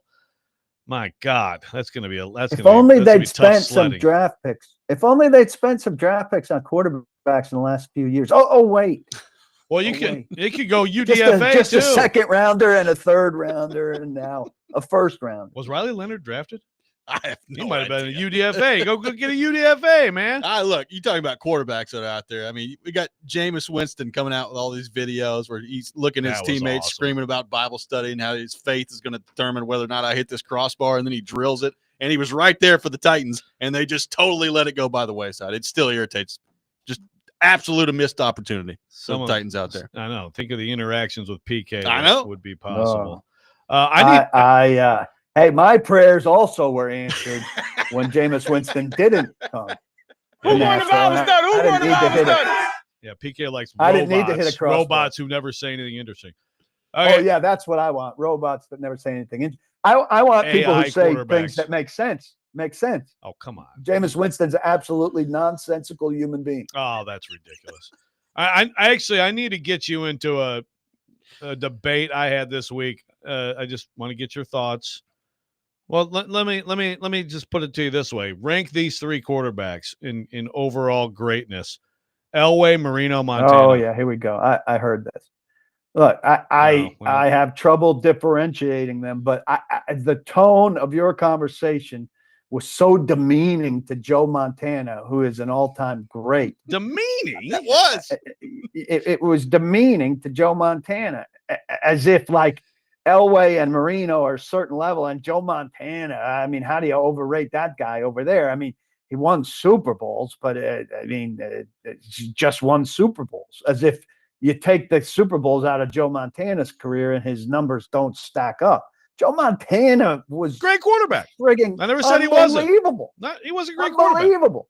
So you're going to score him down because he won Super Bowls. This is a new philosophy. I'm scoring him down because he played with arguably the greatest tactician the NFL has seen. And he also played with the greatest receiver the NFL has seen. Are those two things true or not? Well, they're true, but you can't punish him because he got. No, I'm not punishing him. He was a great player, but I am saying that. I mean, Don Shula's supposed to be fantastic. I think he's overrated and a cheater almost because he lets it rain on his field when Freeman and McNeil can run and doesn't tarp the field because he can't run. But Don Shula is supposed to be grievances. Okay. Fantastic. But you don't score Dan Marino down because he played with Don Shula. Well, but Dan Marino never had a defense like Montana had. He never had a running game. And he never had, I mean, who were best receivers? Duper and Clayton? I've just never met anybody that hates Joe Montana and Tom Brady. But I don't hate him. It's unbelievable. But people, the argument was also people saying that he is the GOAT, including what David from Murfreesboro is saying right now. So I'm saying I'm going to temper that a little bit. I just think Marino and Elway were a little bit better. I think they're all great. All three of them are great. Now I got you down to a little bit better. I got that. I never said they were miles beyond him. No, so your listening sucks. Is what your listening comprehension is terrible. You weren't monitoring your tone very much because you made it sound like Joe Montana was a distant third, and he's not. Yeah. Okay. Let's monitor my tone. Hey, monitor your tone. You've been instructed. You monitor my tone. Yeah. You sound like a tone monitor. Chase won't say it. You make sure you monitor your tone. That's right. PK, as we let you go here, looking ahead to the game coming up tomorrow, I'm watching. We had this conversation yesterday, and it's training camp, and we hardly ever talk about the running game because how much can you really determine about the running game in training camp? But is your sense, as we sit here today on August the 8th, that Pollard's carries are coming down a little bit this year? Do we think that's the plan? Do we think it plays out that way in actuality? And have you seen anything from Spears that would suggest to you that that is possibly going to be the case as the Titans? Running game, by the way, was good yesterday for what you can tell out of a training camp practice. I think that they would like to ease up the wear and tear on Pollard early in the season to preserve him for later in the season. I know that's something Titans fans haven't thought about in a long time because you never had to consider it with Derrick Henry.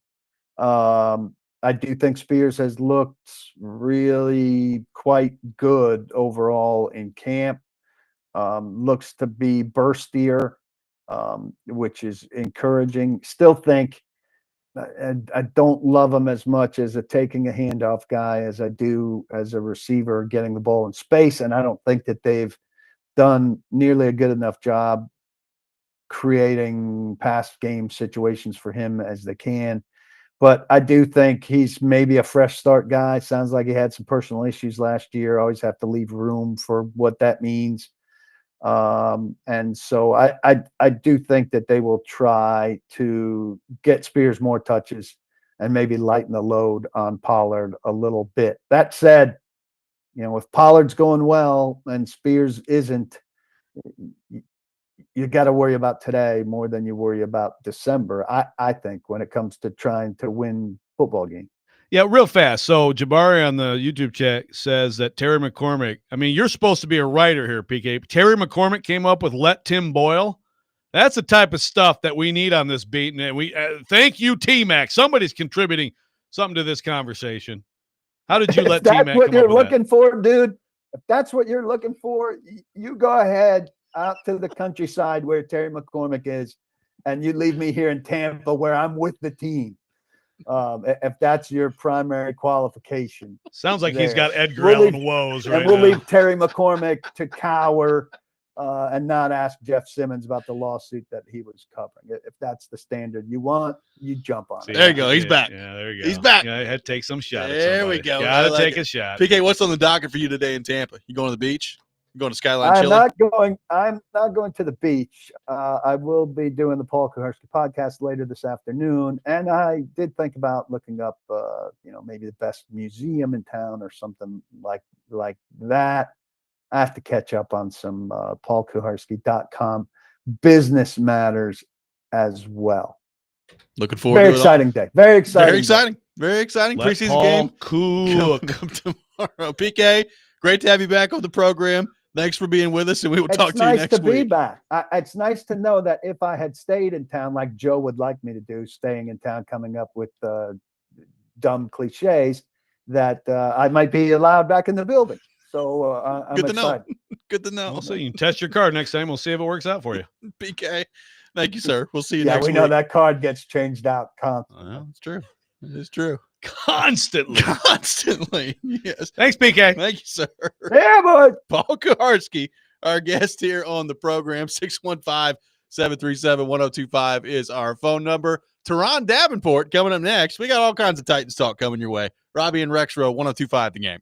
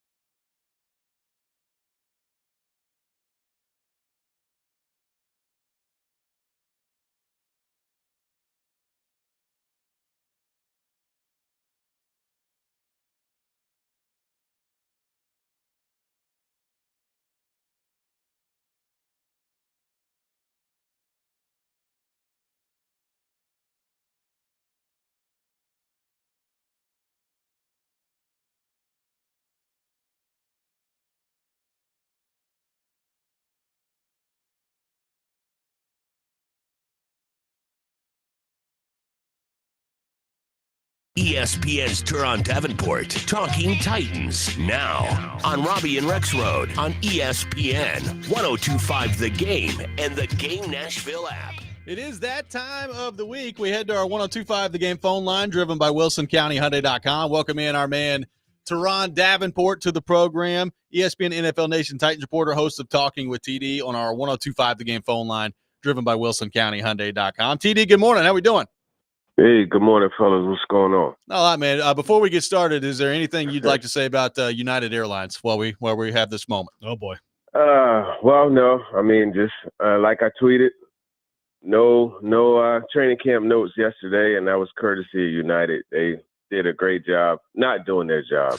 I'll leave it at that. There you go.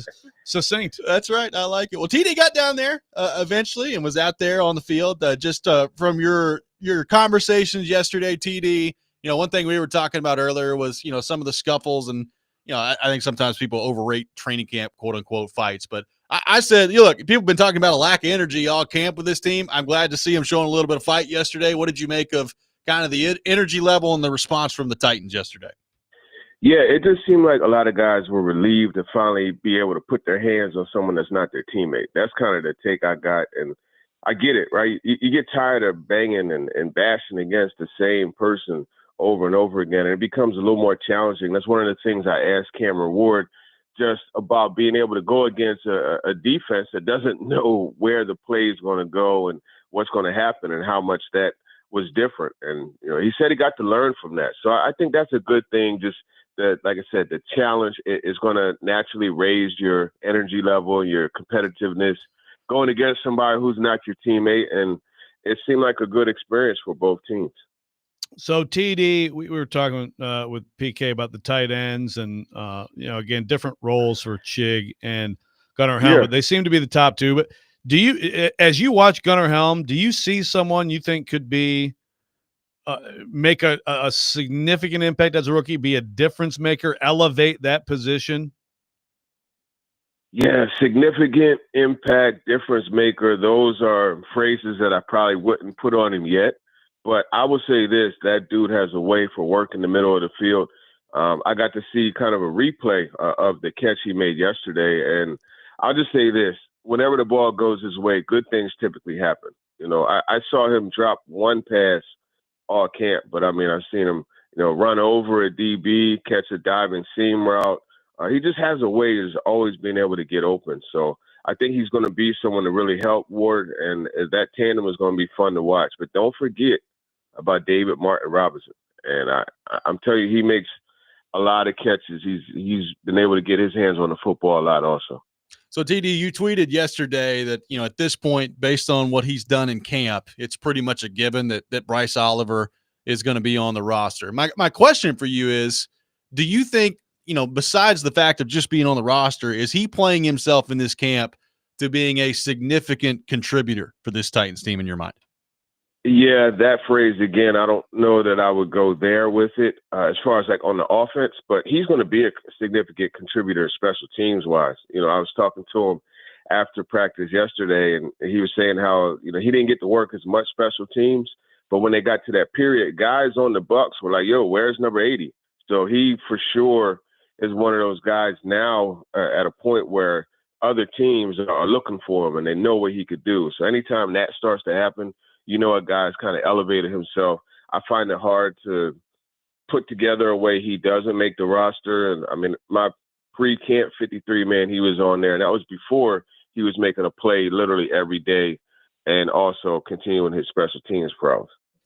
So someone asked earlier, TD, about position battles, which made me think it's like there really is kind of a lack of them on this team, which is kind of, I guess, surprising when you talk about the struggles of last year, the state of the roster, but the starting lineup largely seems put together at this point. My question for you is at linebacker, because it seems like James Williams has kind of solidified himself. Yeah. Is that more a comment on him, on Cedric Gray? Like, what level of play do you think, if it's a Barton Williams show all year, that the Titans are going to get there? Yeah, I think that's pretty much the case. James Williams is the guy. But I thought it was interesting what Denard Wilson said last week, he was like, yeah, James has played well, but I want to see how he plays when Barton's not out there.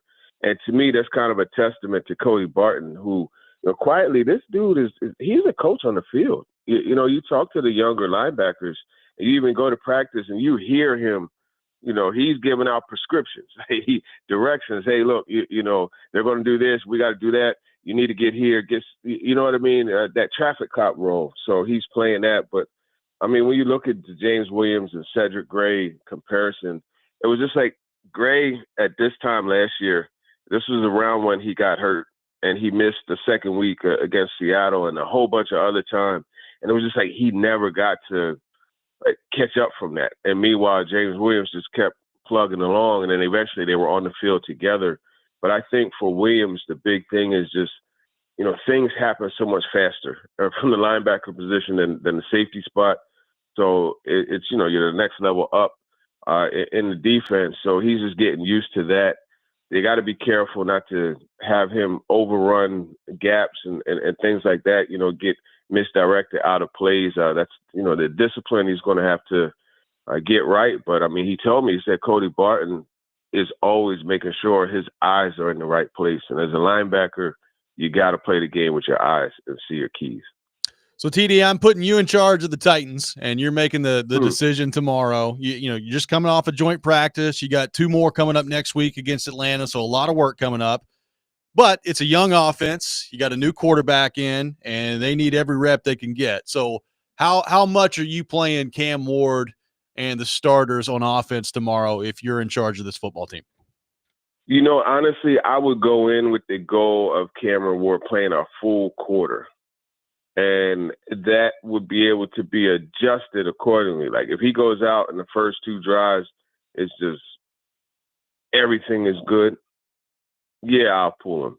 But if he goes out and shows me he needs a little bit more, then I would play him a minimum of a quarter. And to me, I feel like at some point he needs to play coming out of the second half. At some point this preseason, just to get him used to that, going in, having a break, and then coming back out and getting out there too. So I would try to simulate as much, as much of a actual game situation as possible with him. Yeah, no, I agree. I think, and with him, the offensive line, the whole operation, I think could use work. The other side, we never talk about the other side of the ball. So obviously not like 98's not going to play. Right. But who else would you say, like, defensively is like, no, obviously I know Sweat's banged up right now, but like 98, Hooker, I don't know. What do you think? Do you think a lot of the other regulars will at least get some action tomorrow night? I think they need to get action, honestly. So, I mean, Brownlee, you want him to just he's like one of those guys, like, you have a kid and you got to make the kid go out and play because you want him to burn the energy. Like that's Jarvis. You look, man, go play. I want you to get all that aggressiveness and get that out of you, and keep playing that way. And so I think he's going to play. Kevin Winston probably won't. He's kind of working through some soreness and management. So those are the guys defensively. I think everyone else, maybe Xavier Woods, give him some time off, have him play a series or 2, but that's about it. What do you make of the Diggs acquisition, TD? We were talking with PK about that, and he just kind of talked about it's hard to see him breaking into that top 3 at safety right now based on where their roster is. But how do you view the Diggs acquisition and what that means for the Titans and maybe even what that means for his career right now? No, I agree that that's going to be a tough deal for him to break in because they love Winston and obviously Woods, 2-year deal, and Hooker is Hooker. I just wonder, okay, if you're the number 4, like, are you going to be punter's personal protector? Are you going to be on special teams? And we know Diggs probably won't do that. And at his stature, he shouldn't have to do that. You know what I mean? So that's where you look and say, okay, they're going to keep 5 safeties because the guy that does all that stuff is Mike Brown. And I don't know. It's going to be interesting because you could have 5 safeties. You could have 7 receivers. So that means 3 tight ends or, so it's all a numbers game, and it's going to be interesting seeing how it balances it. I was told that this signing has nothing to do with Kevin Winston as far as injury or anything like that, so fans don't have to be concerned there. But yeah, it's interesting. What do you think? I've never heard of a team, TD, away in the regular season. I've seen it where you have 2 games out west or something like that. But what, 9-10 days on the road? What is that a benefit? What do you think that does, if anything, for the Titans? Yeah, if I'm not mistaken, I want to say Baltimore is about to do that. There's another team about to do it, but I mean, look, like you look at old school. You remember how it used to be. You know, like I remember the Eagles used to go to Westchester University, and then they went to Lehigh University. It's like you get away, you get guys in an environment where they have no choice but to be around each other because that's it. You know, that's available to them. I think it's good. I mean, it's crazy. I was just talking about this with one of my teammates from college when we got together last night, and we were talking about how, you know, going through stuff together as teammates, like it bonds. Because here we are, 20 plus years later, and hey man, I'm in town, boom, boom, and we connect, and it's just a relationship that you build, and it's like when you have someone that you look at as your brother, you're like, man, I really for sure cannot fail because I'm not only feeling me, I'm feeling him, and so that's kind of what you're developing. You know, just being in situations together and just spending time together. We're people. Like, we bond as we're around each other. And I think that's exactly what's happening with the players. That's what Brian Callahan wants. And I mean, it's just kind of like an extension of what they did in the offseason, you know, with their whole reshifting of the lockers and the locker room, the 4 H's and all that, just to create more of a brotherhood. And actually, come to think of it, J.C. Latham, I remember in OTAs, he said something that stood out to me. And he was like, man, all of the teams that I was on that won a lot of games, we weren't just teammates. We were like brothers. We were family. And I think that's what they're trying to build. Well, TD, awesome stuff as always, man. Appreciate you taking time to be with us this morning. Enjoy yourself in Tampa Bay, and we will talk to you next week. All right, for sure. Maybe I'll have to find the best museum and go there with Kuharsky together, so he could critique the whole museum. That'd be entertaining. That would be good. Just, I hope he's not too whacked out on gummies, but yeah, sounds like a good idea. Put that man's business out there.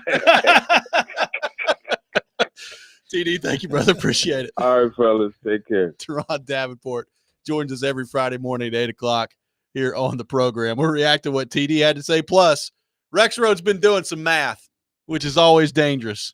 But he's got something for us coming up next. Robby and Rexrode, 102.5 The Game.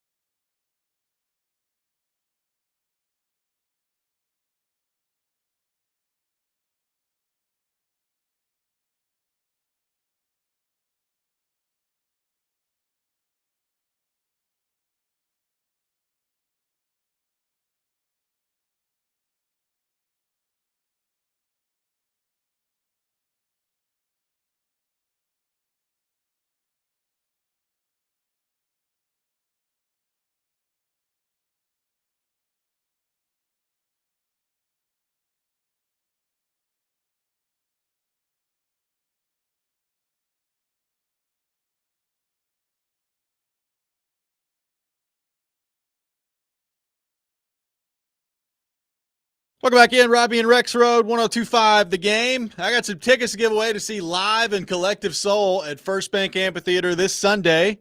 To caller 615-737-1025. Caller number 5 will win a pair of tickets to see Live and Collective Soul at First Bank Amphitheater coming up this Sunday. Rexrode may or may not be in attendance. You'll have to wait and see. Coming up on Sunday. If he can pry himself away from the smorgasbord of preseason football we got coming up this week. Lightning crashes, baby. Yeah, man. Yep. Rexrode have a t-shirt on out there. They are definitely a band. They are. Are they better than Creed? Some hesitation. Yeah. There was some hesitation. Yes. Yes. No, yes. Yeah. I feel good about saying yes. Creed with this deep cut we're playing yesterday. The Last Breath. Yeah, deep cut. I think it's like their second, third most popular song they've got. But yeah. Gonna say Creed has deep cuts. That's how bad they are. Yeah. Please take a last breath as a band. Again, clarifying Rexrode is not rooting for anyone to die. Right. No, yeah, I want the band to die. Like figuratively. You know what I mean? Like not like collectively, literally. I think the more you're figuratively. Talking, the bigger hole we could be digging here. I don't know. I don't know what's going on. I don't want any humans to die. That's good. That's good. Well, no, I'm just kidding. Jeez. You've done some math, which is also a dangerous discussion to embark on, but we're going to do it anyway. You know, we've talked about this Sean Payton formula this week of, taking the total number of attempts and adding up the sacks and the interceptions and the fumbles and then dividing that number and whatever percentage you got is Sean Payton's way of basically determining how good of a processor you are at quarterback. Now, we've not done a huge deep dive on this, but I did wonder, you go back and look at Hendon Hooker's last 2 years at Tennessee, I would imagine his number's pretty good just off the top of my head, looking at the way that he played the last 2 years there. You've got Will Levis. I wonder what his number is. So what have you come up with your formula that Sean Payton has made us aware of earlier this week? Yeah, and just a little more background because, if Kuharsky is listening, he needs an entire book written on this for him to understand it. So Seth Wickersham wrote a book on quarterbacks, an excerpt, and was run on ESPN.com. And so a lot of it was about how he wanted Patrick Mahomes back in 2017, was sure he was going to get him as the Drew Brees successor. The Chiefs moved up. But one of the reasons is he had Patrick Mahomes at 8.1%. So the sacks, fumbles, interceptions, the negative plays, which, as everybody can point out, that's not all in the quarterback. But to him, it suggests maybe a little bit of a delay if you have too many of those. Maybe not, not seeing it quick enough, not getting ball out, et cetera, et cetera. So he was at 8.1%, which was very good. Last year, he had Bo Nix, and he was at 2-point-something%, which is an absurd number. 2.3%. Yep. 2.3. He wanted Bo Nix. He got Bo Nix. He thinks he's going to be a top 5 quarterback like Charles Robinson told us yesterday. We'll see. Actually, I saw a pretty cool video of Rossini and Chase Daniel talking to Bo Nix, and he went through pre-snap stuff with them, which is a pretty cool video that's out there now from their podcast. Cam Ward, 10.6%, not a bad number. Not a great number, but not a bad number. Caleb Williams, everyone's, oh my God, he was above 17%. And so Sean Payton, and again, Charles said this yesterday too, I think Sean Payton was telling anybody who wanted to listen before that draft that he just didn't think Caleb Williams was. It's going to be a work in He progress. thought it was going to be a lot of work to get him out of these bad plays. So I did go back, and I'm with you. I figured Hendon Hooker would have a ridiculous number. Well, I forgot that he took 58 sacks in those 2 years. 58 sacks, and he had 16 fumbles. So even though he only had 5 picks and ridiculous numbers of all the traditional stats are ridiculous, that is 79 negative plays out of 632 attempts, so 12.5%. So it's actually not great. The Hendon Hooker by the Sean Payton's formula. So Sean Payton is foolproof. This formula is foolproof. I thought we may have found a hole in it. I don't know. Will Levis, 636 attempts. And just did his 2 years at Kentucky. Penn State, he barely played. 23 picks. So the 23 to 5 picks, huge difference. 59 sacks, 1 more sack. 6 fumbles, 10 fewer fumbles than Hendon Hooker. But his total then comes in at 88, and that is 13.8%. So, again, for both of those QBs, Hendon Hooker and Will Levis, Sean Payton would have said thanks, but no thanks. Yeah. Well, it Yeah, adds up. it's looking all right. I mean, I love Hendon Hooker, but it's not going so well for him so far. It's at the NFL level. In fact, gosh, if you probably go find that at a sports bar, right? The Lions preseason game Lions tomorrow? preseason game Or tonight? Lions Falcons, probably, right? Yeah, you can. You probably still drive down there if you want to. You can get them all on the NFL Plus Premium, Yeah. whatever, if you subscribe. Yeah. So I subscribed to Sunday Ticket. I think that might be different. What I know what are the you talking about? NFL Plus Premium, where you get all that tape and all the 22 coaches and all the replay the condensed all-22 games. thing. Yeah. I do have the all-22. You can get, I believe, all out-of-market preseason games. Okay. The I'm wheels so are turning. confused now. Yes, but it's a big day for Hendon Hooker today. It's a big day. I agree. It just says local. So the Cleveland-Carolina game will be on That's NFL on Network NFL Network. Yes, tonight. should do her. So this local game appears only, I guess, locally. By the way, the but- Vrapes are in action tonight too. Commanders Washington, and Patriots. 6:30 locally 6:30. also. We'll see if there's any fight on the field that Vrabel can jump in the middle of. That reminds me. Didn't I send you guys? There's like this rookie watch thing, which I think is just like a complete, way overblown Twitter account about. Oh my God, this rookie and that rookie. But I sent you guys something about the Patriots, didn't I? You did. Drake May apparently looks good out there, Yeah. and apparently Tom Brady used to play quarterback for the Patriots. Yeah, that's right. Yeah, he looks like Tom Brady, and then in parentheses, former Patriots quarterback. Thank you. Thanks for that. Appreciate the clarification. Appreciate that. Thanks. Coming up next, an injury in the NFL that could have devastating consequences, plus a development that has just happened with the University of Tennessee that if you're a Tennessee fan, you would be very excited about. We'll get into that coming up next as well. Robby and Rexrode, 102.5 The Game.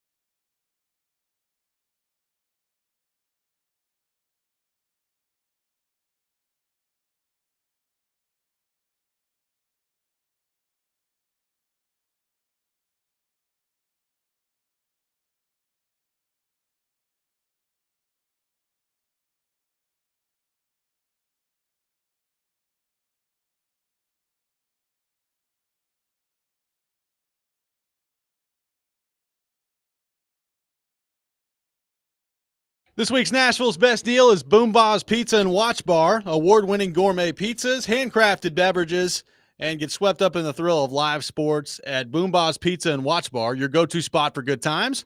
Boombah's has locations in Nashville, Spring Hill, and Murfreesboro, so get half off a $30 gift card while supplies last at thegamenashville.com/deals. Robbie Stanley, Joe Rexrode, Ian Safar here with you on this Friday morning.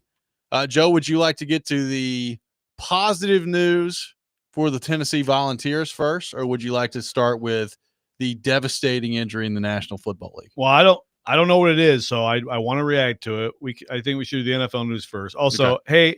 Hey, Big Joe, I'm on to you, bro. So you can go ahead and say whatever. He said the Creed joke has become stale, much like Joe's writing. It's a good troll attempt, but I'm on to you, bro. What is this name? If I say the name that he put up here, it probably is like some dirty phrase that will get us. I don't know. Harbor. I don't know. I'm not gonna. You're just gonna leave it there. Harbor. No, I'm not gonna say it. Yeah, I don't just know. Just get out of here, Big Joe. Just leave it there. Rashawn Slater, the left tackle for the Los Angeles Chargers, will be out for the entire season. He ruptured his patellar tendon in practice on Thursday. He had to be carted off the field, and he will be out the entire year. So Rashawn Slater, obviously a huge part of what the Chargers do. We know Jim Harbaugh coming in and creating that identity. They drafted Joe Alt last year. They're trying to build from the offensive line. He refers to his offensive linemen as weapons, and boy, did they just lose a big one in Rashawn Slater. Done for the year. Yeah, that's I mean, to me, that's the first huge injury of the NFL preseason. Now, CJ Gardner-Johnson, I actually saw this tweet from Greg Allman yesterday, friend of the show, who covers NFC South for Fox now. He used to be at The Athletic. He has a great point, which is, can we stop doing the tweets of team fears? Because what we're reporting around Gardner-Johnson was team fears ACL tear. Yeah. Team. And his point is like, the team always fears the worst. Right. So if you have information on a test, report it. If you don't, the whole team fears this or that. I think that's a great point by him. I would agree. At this point, it looks like it's not an ACL. Yeah. That ended up getting reported and clarified. So but it could still be significant with the knee with him with the Texans. But Slater, that's a killer for the Chargers. And you're talking about, he signed an extension this offseason. So you're talking a few weeks after becoming, at the time, the highest paid offensive lineman in the history of the league. A few weeks later, he's hurt and is going to miss the whole year. So kind of a double whammy there from the Chargers of, all right, you got your guy on an extension, and then in the first year of that, he's just going to be totally gone. So there is that. Yeah, it's tough. Good thing they drafted Joe Alt. Yeah, I guess Joe Alt is apparently they're going to flip him over. So we'll see how it goes for him. But big year for the Chargers and Jim Harbaugh.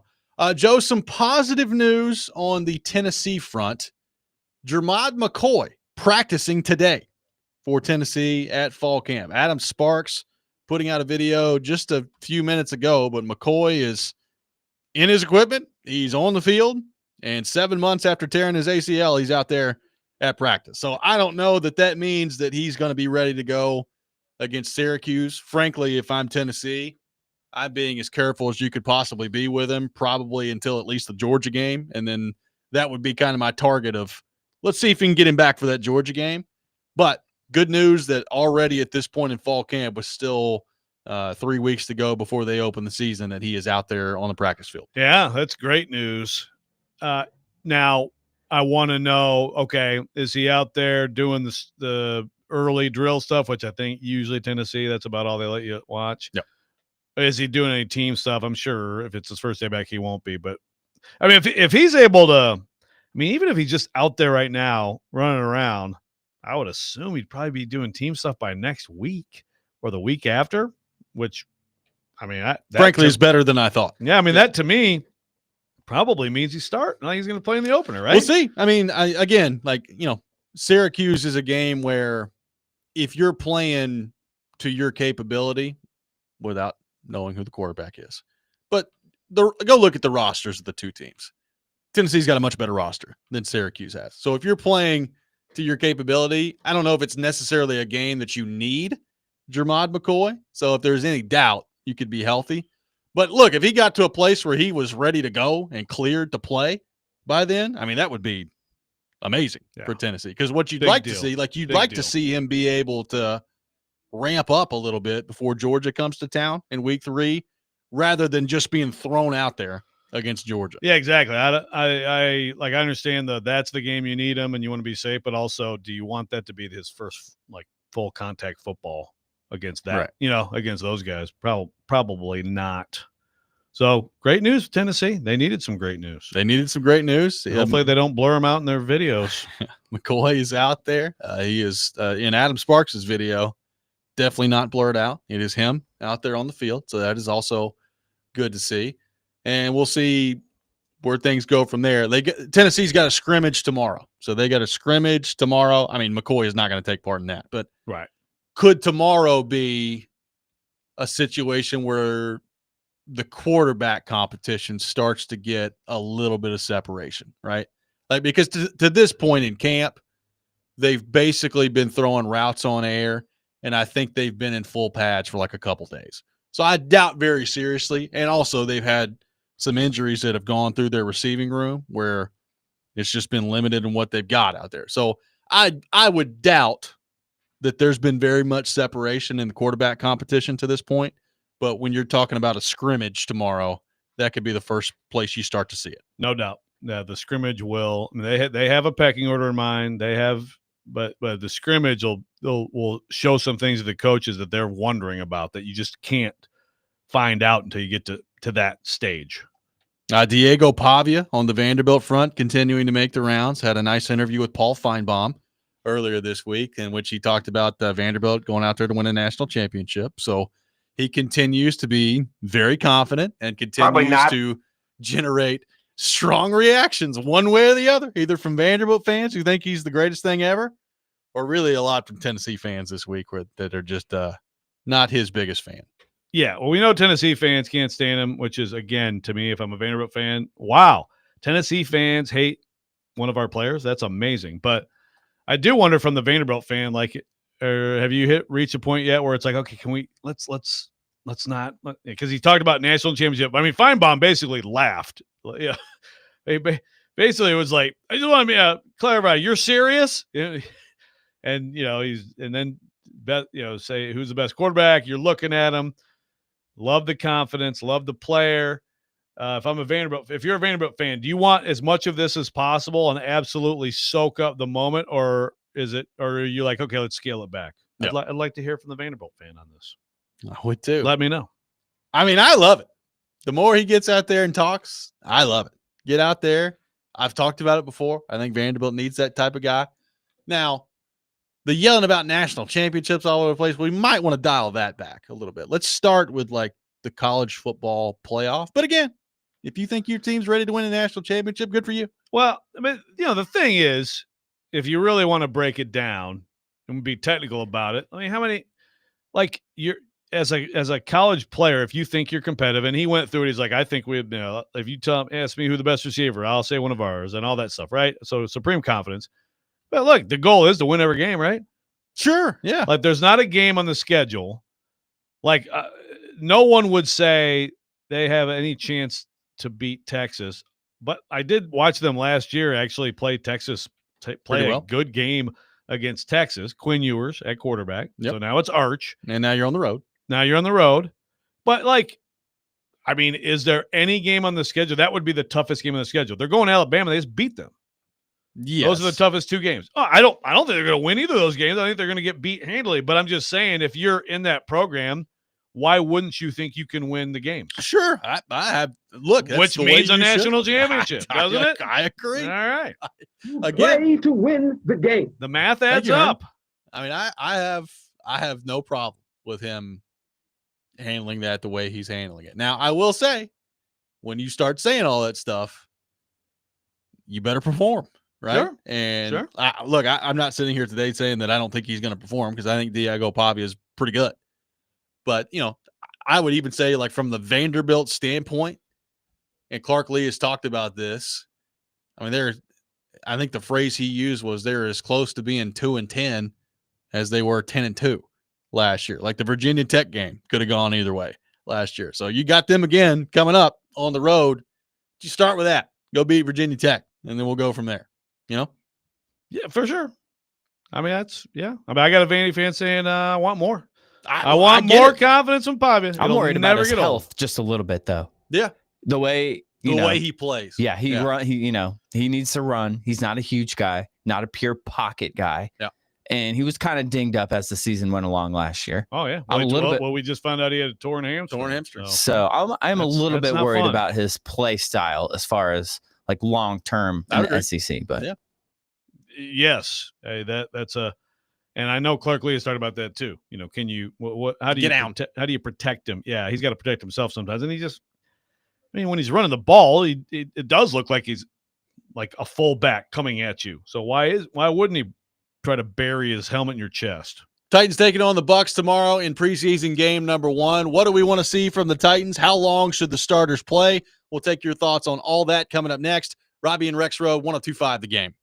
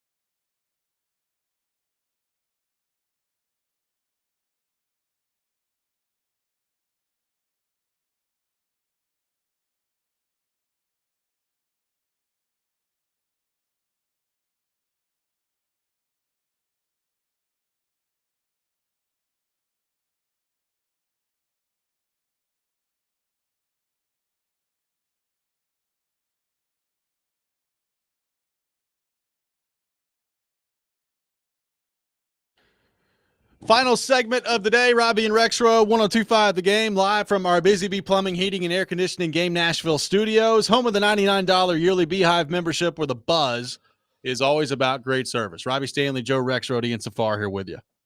Got a lot of reaction on Pavia. I have some requests also on the text line for the Joe Milton and Diego Pavia numbers on the Sean Payton scale. So I'll do that for you sometime next week, okay? There you go. I can't. A lot of math being requested of you. Yeah, the math is hard, even though I'm using a calculator still.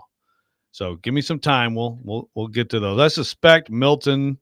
I mean, he didn't throw picks either, but he took sacks. Yeah, for sure. You remember, like in school, when they always used to tell you, "Hey, you better figure out how to do this math because you can't take your calculator with you." And it's like, well, joke's on you. Yes, we can. Yeah, that's right. Yes, we can. Calculator everywhere we go, baby. Right in here. Right in this little device. People said to Paul Kuharsky, well, you can't take your camera into every locker room. The joke's on you. There's nothing off limits in here, baby. Strays for Kuharsky all day long. Nothing off limits in here. TD's going to walk him around a museum today. That's good to know. Whoa, look at that. Oh, dude. Yeah. Look, I hope TD enjoys himself with PK today. Yeah. I'm sure he'd be really excited to go to a museum with Kuharsky. He's going to be really hungry at lunchtime. Yeah. Titans taking on the Bucks. Weed constantly. Titans taking on the Bucks tomorrow in preseason game number 1. Joe, I asked TD this question earlier, so I'll ask you in a two-part way. You're in charge of the Titans, and you're making the decision. How long is Cam Ward and the offense playing tomorrow? How much would you like to see them play? How much do you think they actually will play? Yeah, it's hard to separate what I want to see myself, because obviously I want it to be as interesting as possible and give us more stuff to talk about Monday. But I think I'm around where TD is. I don't know that I'd go a whole half, but I'd be like, okay, let's just give it a quarter. Again, a quarter could be 2 series too, because your defense is giving up a 12-play, two straight 12-play touchdown drives, right? But I'd like him to have some success, and I'd like him to have 20, 25 offensive plays, something like that, however that looks. If you're getting a bunch of 3 and outs, then go back out there. And that'll happen. If they come out and score a touchdown on the first drive and he's really good, that might be it for him. They come out and do a 3 and out, he's gonna send him back out there. But I would play him a little more than it sounds like Brian Callahan is gonna play him, just because again, he needs so much work. The offense needs so much work. I don't think anything they do is gonna change the reality that the opener is just a really hard assignment for this offense. But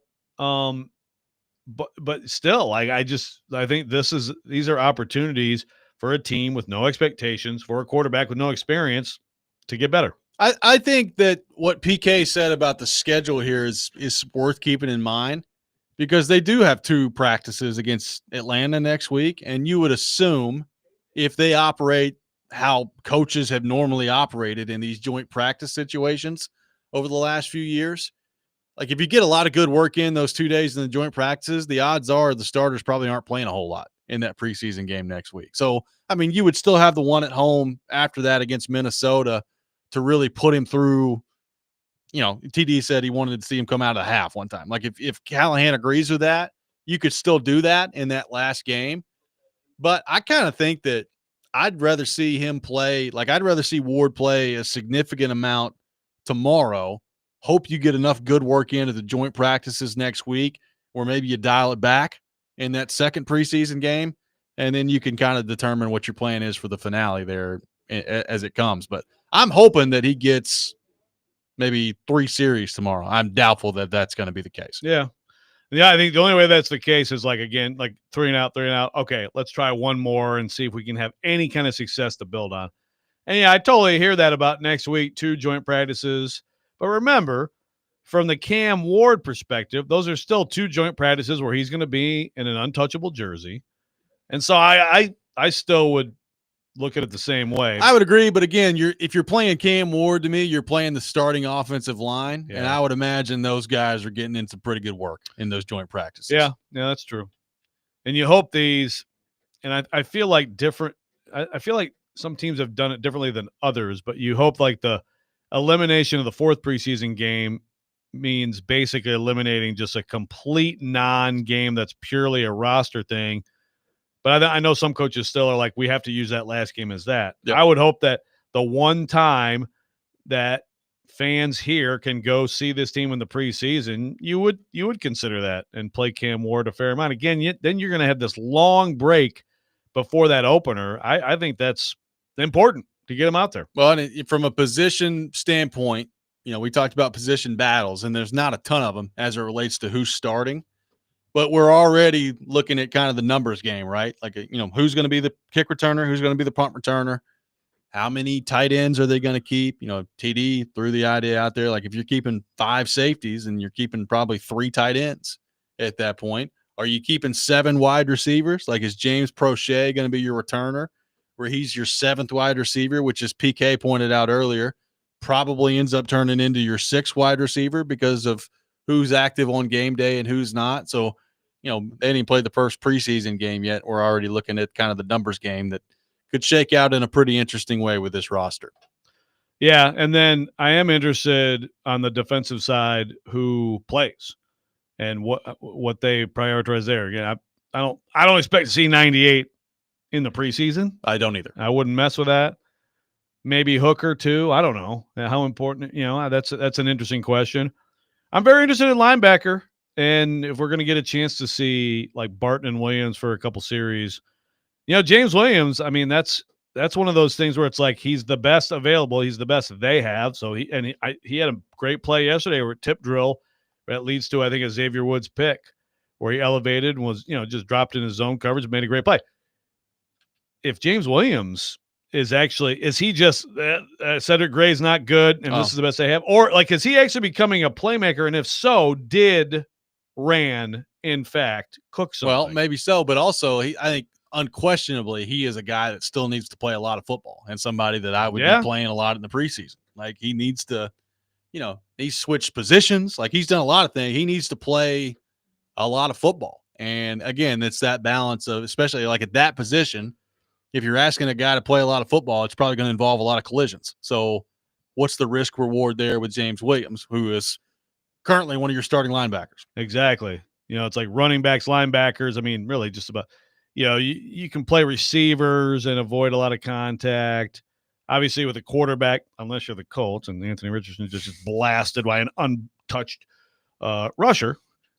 For the most part, you can still protect those guys some. Play linebacker, you're in the hole, protected. Man. Yeah. I mean, you gotta go make the tackle. So we'll have you covered on Monday for full reaction to the first preseason game of the year for the Titans. Next Man Up with Jake Lyman coming up next. You're listening to 102.5 The Game.